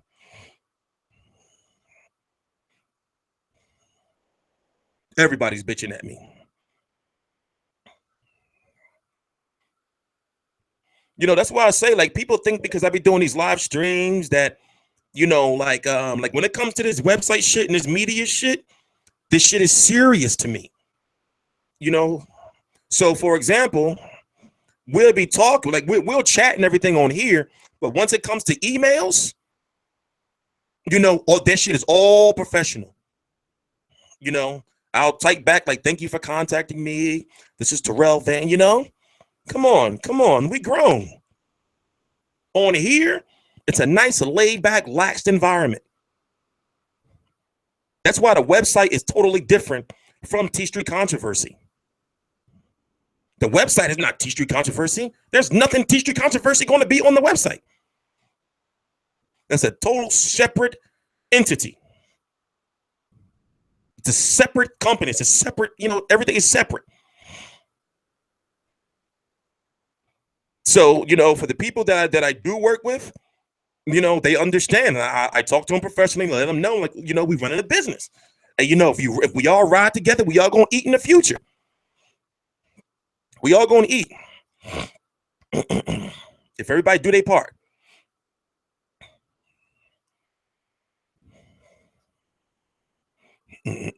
But what really burns me up is like before they ask me anything about covering fights or anything, and these motherfuckers never been to a fight before, they'll ask me, and they don't even know how to work a camera, half of them. They'll ask me, how much you paying? The fuck? Fuck I look like? I don't even know what you're going. I don't even know what you know how to do. I don't even know what your skill set is, bro. You ask me how much I'm paying. Fuck out of here. And trust me, ain't no money in this boxing shit for real. That means I need people who are hungry and are gonna go out there and make the money happen.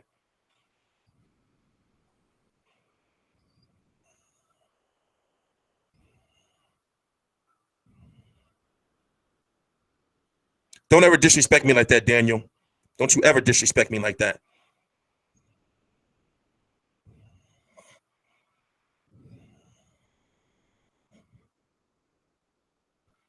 No, not everybody is in it for the money. That's why I have people. That's why I have currently, I think it's like somewhere in the upper 20s of people that are doing all kind of different shit. And yes, we are doing internships. People don't understand. Yo, when you go to a fight, when you get credentials to a fight, right? You have full VIP access. You have the best ticket in the house. That is payment in itself. But yet, uneducated people, or people who don't have, certain, I don't know how to say it, but they don't understand. They won't look at it like that. Exactly, Emmanuel. Exactly.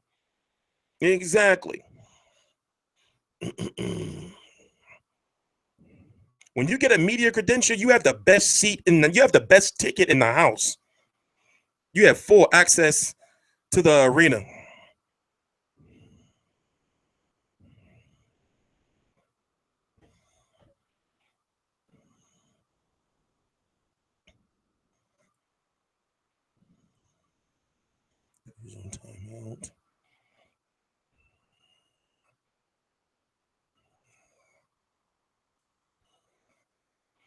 You have the best seat in the house.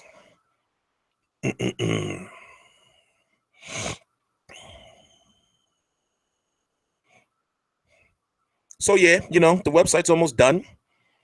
I don't know what he's doing, but he said it's going to be done by Christmas. So it is what it is.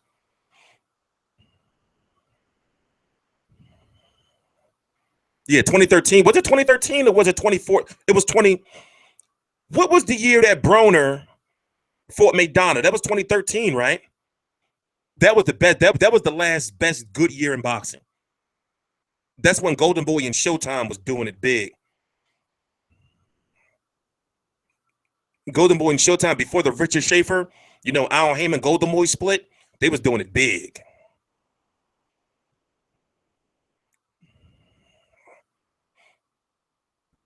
There was a bunch of other fights in 2013 too.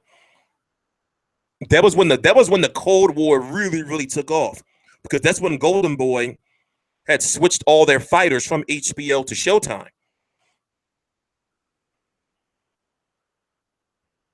No, I never said the website launched. I never said that. See, y'all motherfuckers don't listen. I never said the website launched. We did a little preview yesterday. The link is down below in my Instagram. The link to my Instagram is down below. Go check my Instagram and get your scroll on. I'm not answering anything else about the website. We're launching next week. It will be fully operational and running on Saturday.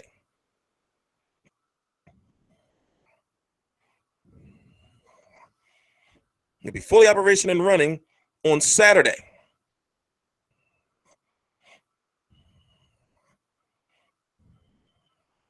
Should Herrera retire? I think he should try. You know, something happened with Mauricio Herrera after that Dana Garcia loss.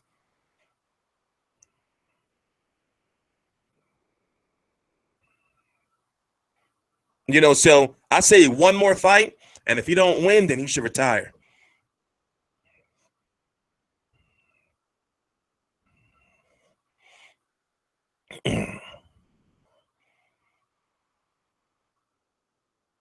I don't know if I'm coming to Wembley yet. I'm supposed to be, but it all depends on if Mayweather Pacquiao 2 happens.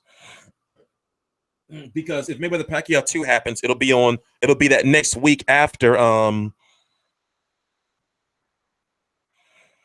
about to just do some ghetto ass shit. So I got this bottle of water, I got this honey, but I can't make it to the microwave or I'm going to lose all my breath. So I'm going to try to put this motherfucking honey in this water with this old tea bag and this old lemon. Wish me luck. Wish me luck. Let's put a little bit.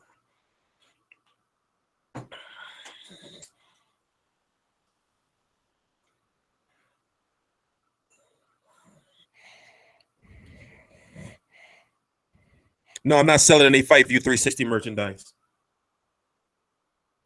I got too much shit on my plate. Yo, did y'all notice that I built a motherfucking media brand on my own? Did y'all notice that shit? That's I'm selling merchandise and shit. Y'all moving way too fast. I built a motherfucking media company on my own.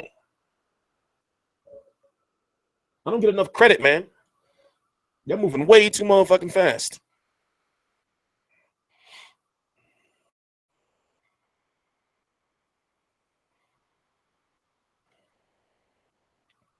If Mayweather Pacquiao 2 were to happen, it would be in February.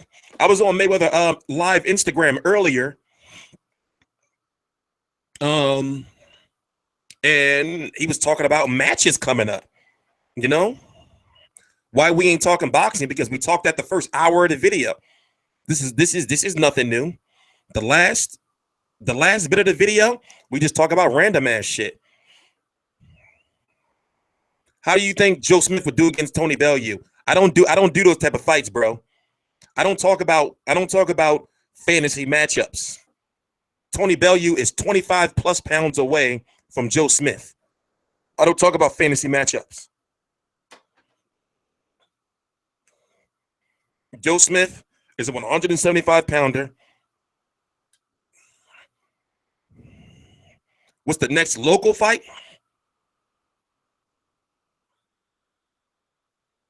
None. Nothing's on the schedule.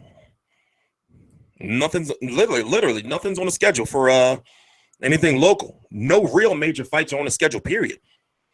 No fights, period, you know? I'm waiting for them to announce the Golovkin Jacobs press conference. That's going to be in New York.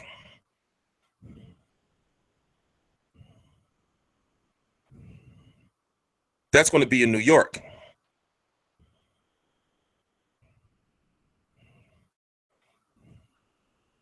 Alex the chef, you got put on timeout because you said something along the lines, T Street can't be gay because T Street had a kid. Why would you even question if I was fucking gay or not? And I know problem with gay people, but it's like, yo, that's why I put you on timeout.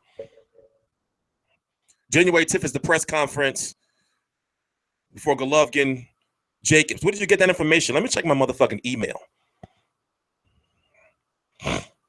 When do Danny tickets go on sale? When they announce the venue. They haven't announced the venue yet. As soon as they announce the venue, I'm gonna post that shit on my wall, on my Instagram. They ain't announced the venue yet.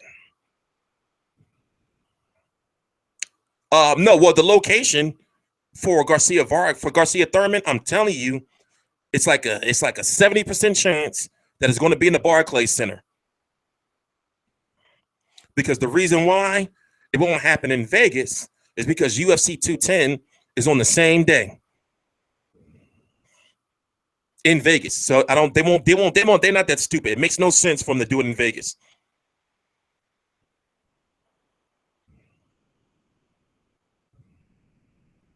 It's not. What's in the Barclays? What are you talking about? Nothing is. No venue is confirmed for the Garcia Thurman. Nothing is confirmed. Nothing. The fight is confirmed, but the venue is not confirmed yet. The venue is not confirmed.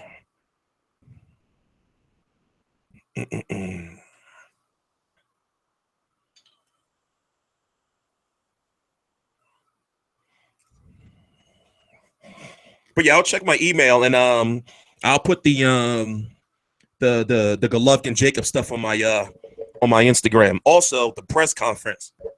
I'm going to be going out to New York for that. It makes no sense for them to put it makes no sense whatsoever for them to put Garcia versus Thurman. Yeah, well, nothing's on paper, but once it's on paper for the Barclays Center, I'm gonna put it out there, but the Barclays Center makes the most sense. It makes the most sense. Yes, I think Mayweather Pacquiao 2 is going to happen. I already talked about that already.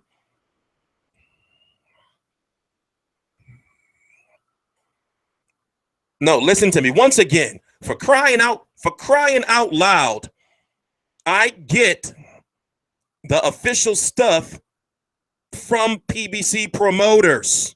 Okay? Do you hear what I'm saying? I get the official emails from Premier Boxing Champions. Not that shit you sign up for. I get the official press releases. So no venue is confirmed until that comes out. That's why you haven't heard about any ticket sales yet. They release that when it comes out. It is not confirmed for the Barclays Center yet. But most likely it will be. Everything else is hearsay. It's not yet. It's not.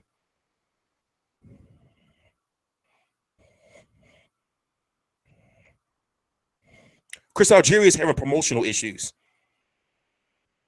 Broner's fighting February 11th. We don't know against Adrian Granados. We don't know the venue yet. It's going to be on Showtime, but most likely it's going to be in Cincinnati. Most likely. Golovkin versus Jacobs is on pay-per-view because of the HBO budget. Jacobs has got to make a certain amount of money. Golovkin's got to make a certain amount of money. Do you see HBO paying Golovkin $2 to $3 million and Jacobs $1 million or $2 million or $3 million? Nah, it's not happening. They're making us pay for it. Ruslan is still contemplating retirement.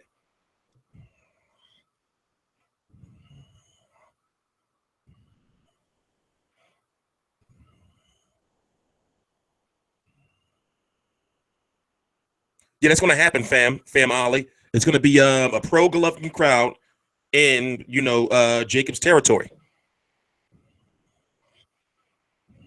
Eating booty with no napkins with Jenna Trump Pornhub. What the hell? What the hell is he talking about?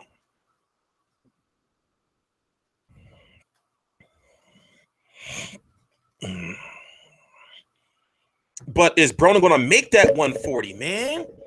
He lost his belt, right, on the scales, but now he's supposed to be fighting again at 140.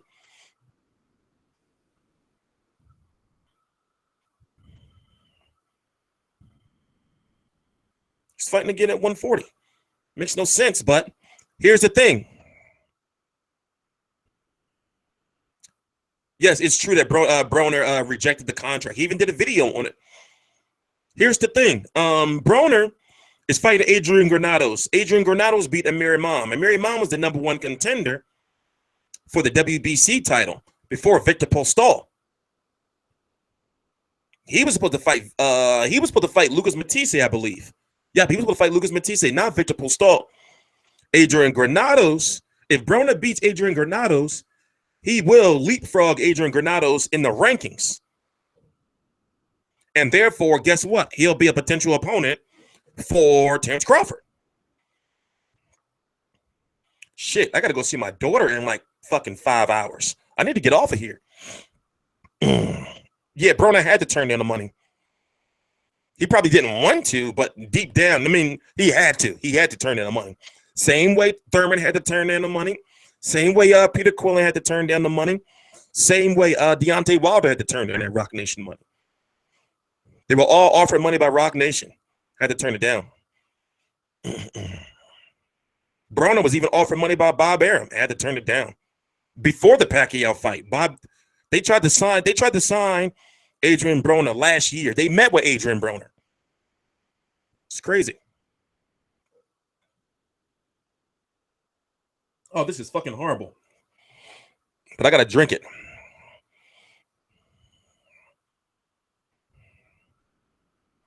Correct. Granados beat Mary Mom. Granados is ranked number 4 or 5 by the WBC. Broner is not ranked.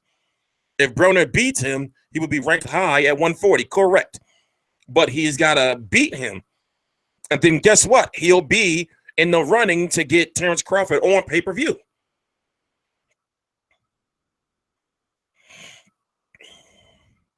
No, it's not that nobody wants the money. It's just that they can take the money.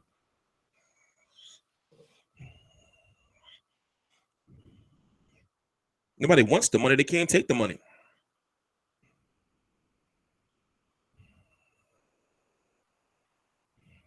But in my personal opinion, Broner ain't gonna make no. Yeah, it was 40 years for 5. It was 40 million for 5 years. That's a long time, but still, if you really, really think about it, with the way Broner's career's been going, do you think he's gonna make 40 million? Look at Cotto making that 15 million fighting James Kirkland in a pay-per-view that's gonna flop. Do you think he cares? That's gonna flop? No, he's getting his money. He don't care, if that fucking pay-per-view flop. He getting that guaranteed 15 million. I'm not answering that question, JSG. That's a weird, stupid question.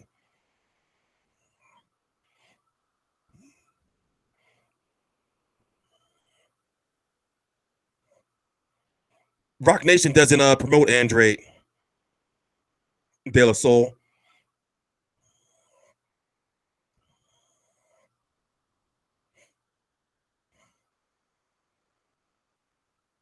Yeah, if BY fight Takam, the only thing about the IBF is they're strict. So he's got to keep fighting, but the good thing is if he fight for the IBF, he will get a title shot. I would say, within no more than 3 fights. With the IBF, you will. See, one thing about the IBF is you will, if you're ranked and you fight and you move, you will get your title shot. They don't fuck around.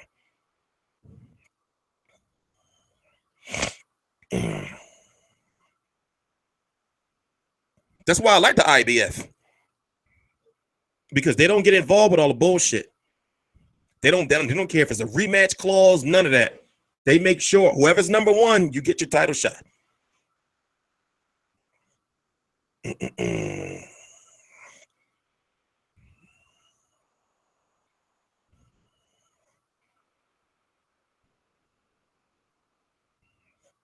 No, Andre wasn't never with Rock Nation. He tried to secretly, sneakily sign with Rock Nation, but his promotional company, Star Boxing and LaGuardia, they tried to sue him. They said, no, you're not going to. No, they tried to sue Rock Nation. Go look it up. Go look it up. It was big news at the time. I don't know how Carlos Takam is ranked that high by the IBF. Damn. And Johan Duhaupas fucked it up.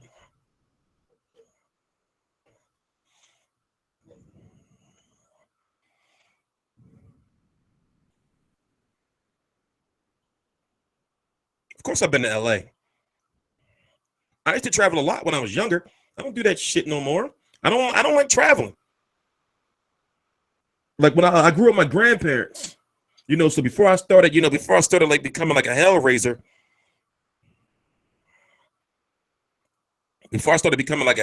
I used to travel around a lot. Like with my grandparents. Jojo Dan was ranked high by the IBF. So, what does that mean? They can be shit rankings, but it's not okay. The WBA just be doing whatever the fuck they want, right? The WBO only ranks, for some reason, Bob Arum and HBO and Frank Warren fighters. Not too many Heyman fighters are ranked by the WBO. The WBC are still sorting shit out. You know, so if you look at all the organizations, and if you know what I know, trust me, the IBF is legit. The IBF is legit. So if I was to rank them, number 1, IBF, number 2, WBC, number 3, WBO, number 4, WBA. And if I can rank the IBO higher than the WBA, I would. WBC is not shady, not like they used to be. Not like they used to be. The WBC has really been doing things right. But they're going to lose a lot of credibility if they don't fucking suspend Povetkin. No, Sullivan Barrera versus Joe Smith is a good fight. Al Heyman does not run the WBC for multiple reasons. For multiple reasons. But then again, he does maneuvering with them. I can say that he does some maneuvering with them.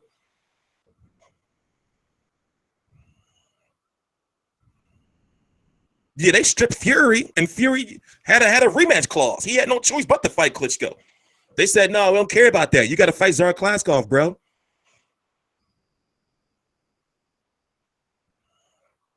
Yeah, that shit. Yeah, I don't know what the WBC is on when it comes to the trainers, the fathers not being cheap seconds. I don't know that.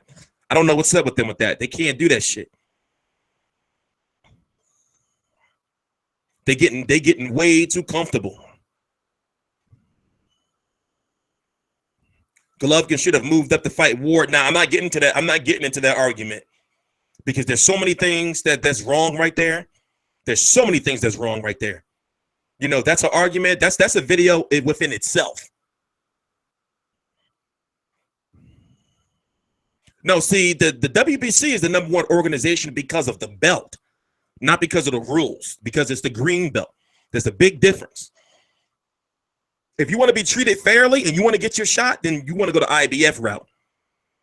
You know, if you want that prestige, you want the green belt. If you just want a belt, you go after the WBA. If you're on HBO, then the WBA gonna fucks with you. You know, they gonna hook you up. The oldest organization is the WBA, right? Yeah, the WBA. And they're the most fucked up. WBA is the oldest. Remember, the WBO didn't start getting recognized, like really recognized, until like the late 90s. And WBO been around since the late 80s, if I'm correct. WBC is, I think the WBA is, you sure the WBC is the oldest? I'm pretty sure it's the WBA. Let me check. WBA. Oh, let's see.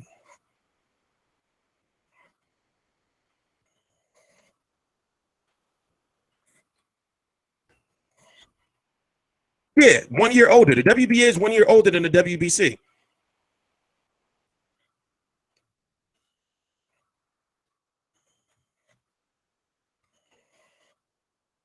Yeah, that's just certain shit I'm supposed to know. The WBA was 1962. The WBC was 1963. Correct. The WBO was recognized first in the UK with guys like Chris Eubank Senior for and Johnny Nelson. You know, Cole Fry. I mean, not Cole Fry. Even Joe Calzaghe was a big WBO champion over there.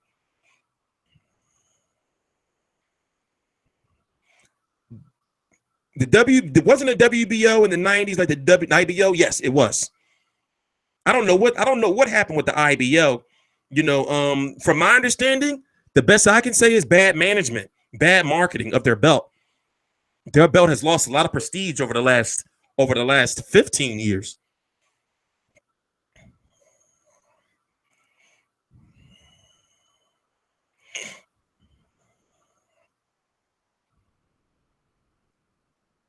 Nah, Victory, your logic is really fucked up.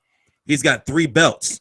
I don't know. I know who you're listening to, and I know where you're getting this logic from, but I've been listening to fans that's been saying shit like Canelo didn't fight Golovkin because it was a 55-45 split, and Canelo knows that Golovkin don't deserve no 45%, so he dropped his belt. Boxing fans like that, I can tell they haven't been watching boxing for long, because that's not this whole shit of champions dropping their belts and champions not wanting to be unified or undisputed. All this shit is new. All this shit is new.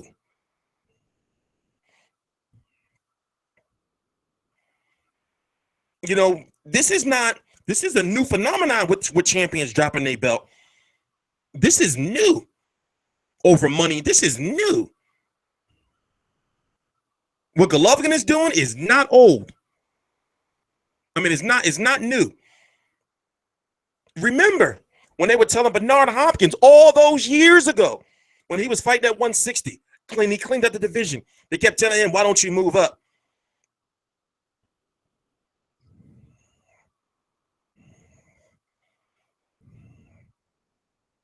You really think Ward versus Golovkin would sell? If Canelo, if Kovalev versus Ward didn't sell well, really?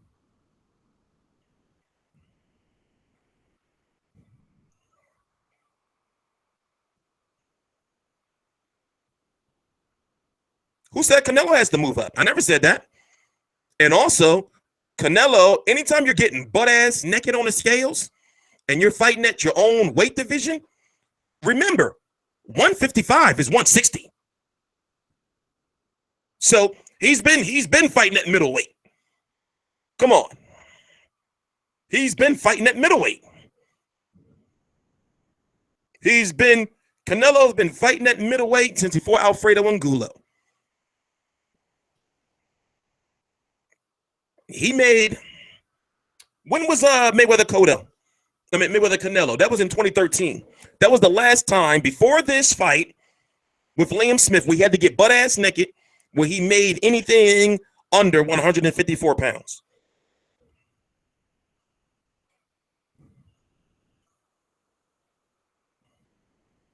So come on. You got Cotto dropping his motherfucker. This shit is new. Cotto dropped the belt for money because he had to pay Golovkin step aside money and then had to pay the sanctioning fee for the WBC title. He thought it was the same shit. So the WBC told him, nah, that was Golovkin money. Now you got to give us our bread too.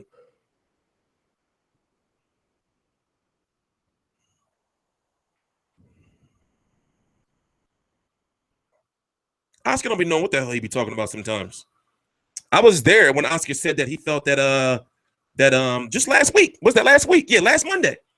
That he felt that B-Hop beat Kovalev.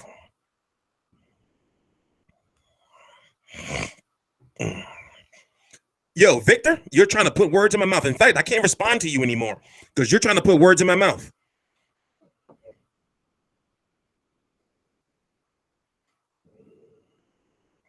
Yeah, that's exactly. Canelo's got to stay at 154 or he's got to fight at 160.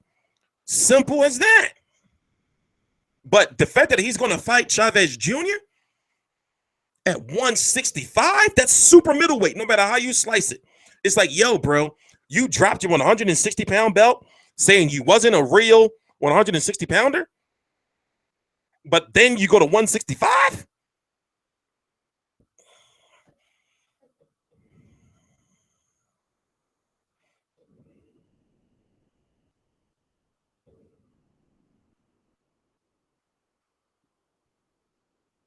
You know, so I don't know what the fuck is going on with these. I don't know what the fuck is going on with that.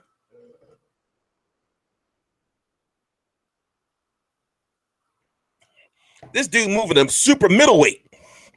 That shit, what kind of sense does that make? What kind of sense does that make for him to say he dropped his 160 title to fight for a 154 title to say he's not a real middleweight? Then move up to 165? What the fuck?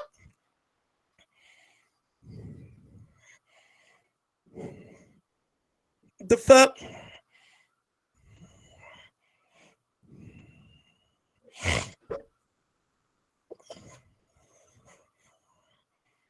That shit don't make no sense.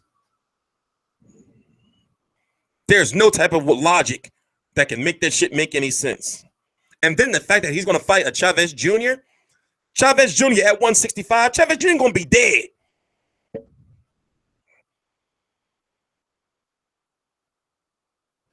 Chavez Jr. going to be bones on that scale. He gonna be bald. They're going to shave his hair from the make weight. Watch, you're going to see Chavez Jr. rocking his short-ass buzz cut.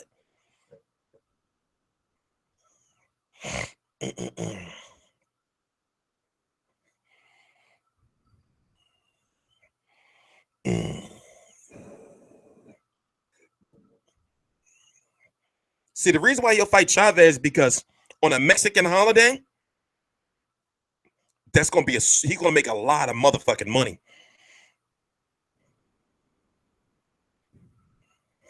And remember, let's not forget, Canelo lost his whole purse for the Khan fight in a lawsuit. Let's not forget that. Chavez can make 165 with Mimo Haradia. He can make that. He definitely can make it.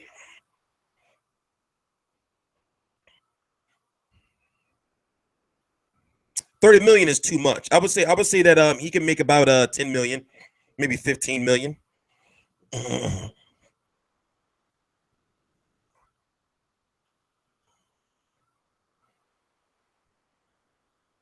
Can Jacobs handle Golovkin power? I don't think so. But it's all about can Golovkin handle his power. We already seen that Jacobs got put down by Sergio Moore. And I interviewed Sergio Moore before the fight. And he told me he was going to knock out Danny Jacobs. I looked at him like, oh, yeah. Sure enough, he knocked his ass down.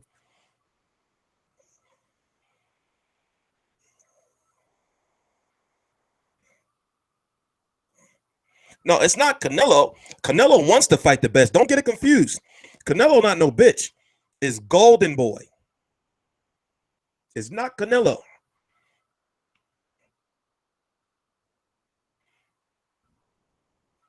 It's not Canelo.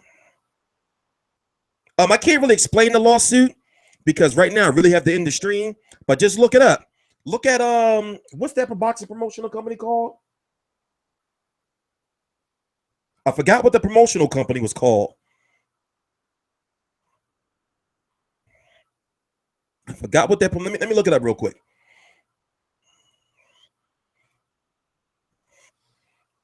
Canelo.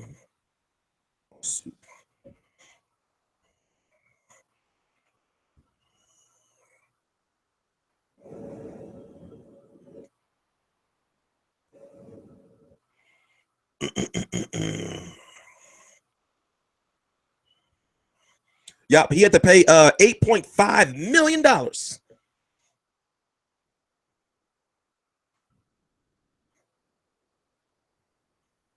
I'm looking. Oh, All-Star Boxing. He lost more than he lost $9 million. So basically, he lost the purse that he got for Khan plus more. So basically, he knocked out Khan for free. It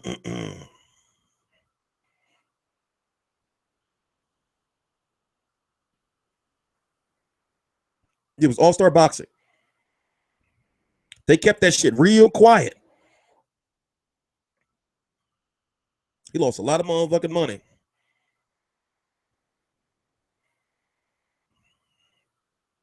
So imagine if he would have went in, right? Imagine if he lost that, if he lost that lawsuit, right? This was back in June. Imagine if he was to fight Golovkin in September, then lose to Golovkin. His marketability would have been done.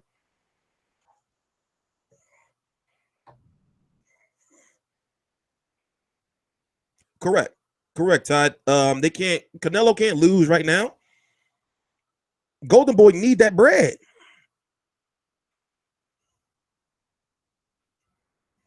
So they're trying to ride him as much as they can until they build up other stars.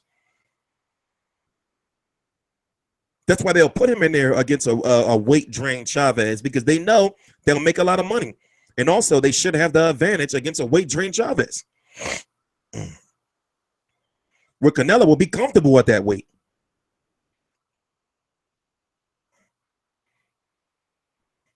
Man, I don't know what the fuck is going on with Erislandy Lara versus Yuri Foreman. I don't know what, man. I don't know what's up with that.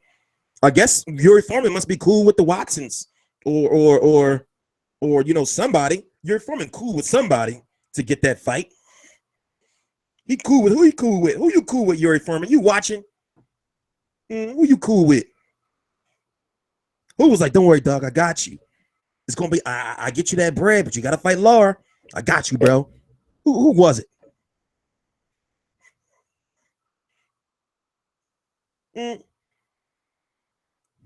Don't he got a bum ass knee?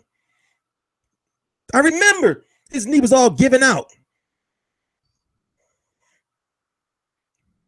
You talking about Dong? They still got that 7-foot fighter. He ain't good. He's slow as fuck. Don't even talk about Andre versus Canelo. That's a fantasy matchup. That shit ain't happening. That's a fantasy matchup. We don't know who Bradley fighting next. And it's not going to be Errol Spence.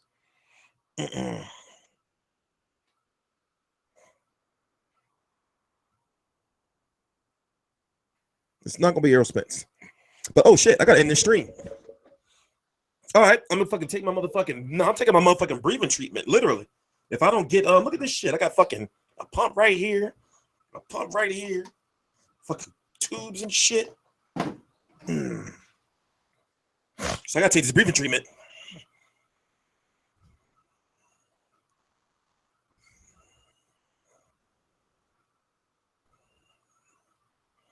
So, all right, guys, I'll see you guys next week when I get my motherfucking shit together. Please subscribe.